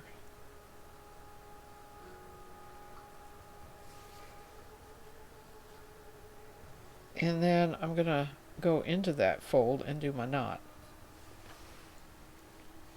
to end it. Boy, I did. I had way too much thread, but I'll just keep it on this needle. I don't think I want to do the bird.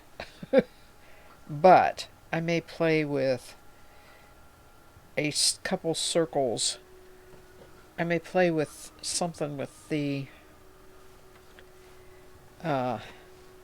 tape I have left on the other stitches, because this Russian join is like your basic stitch. They have lots of different stitches in the little pamphlet here. Alright.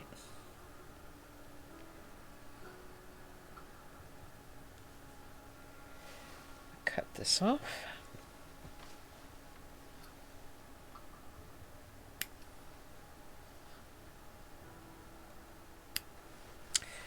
And we have a wreath. How about that? And as I said, it's actually not too bad. With stiffening, it's pretty stiff as it is, but with stiffening and ironing, it would probably look very finished, which is what it needs. And I don't know if I can make my little bow or not. I am so bad at making bows. I don't even know how they make a bow here with this short amount. They do tie it. It's a tiny amount of ribbon.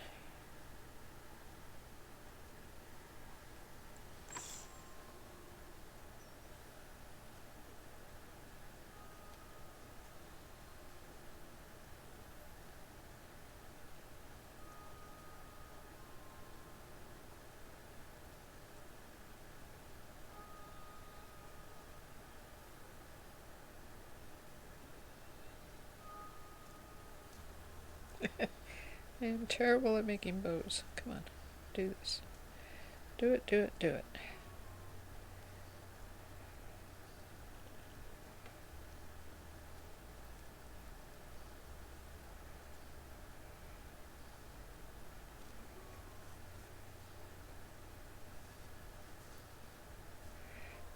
It's like tying a bow tie. I could not, or a regular tie. I mean, a man's tie, I have no idea how to do that. Never had to do it. Got it. I got it. Pretty much, anyway. Yes.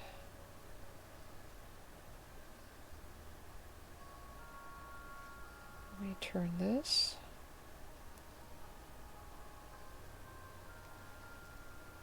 All right.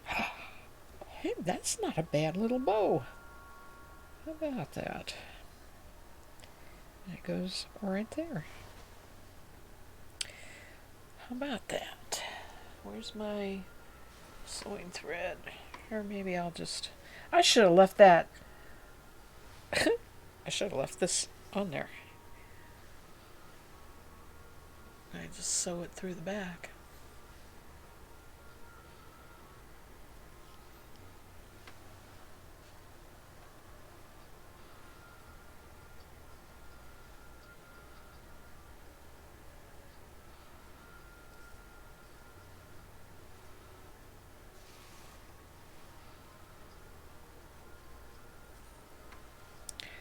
So that's it for tonight.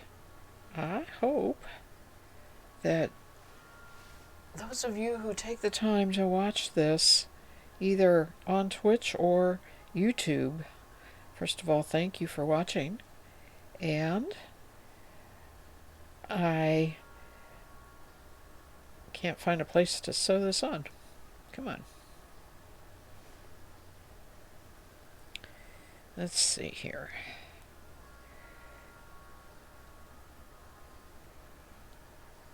Needs to go through there. There we go.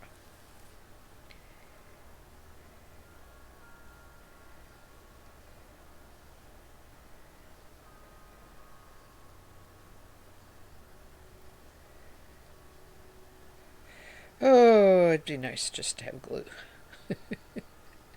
Just a little glue.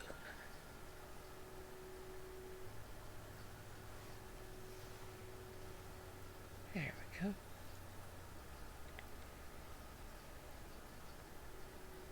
Should I do it again? Just to be sure.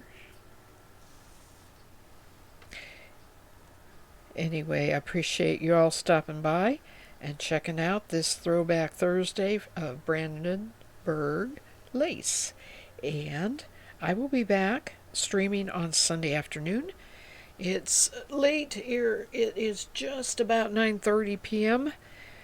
Eastern Standard Time. So look at your clock, and then you'll know what time that is, and how many hours, how many fingers is that different.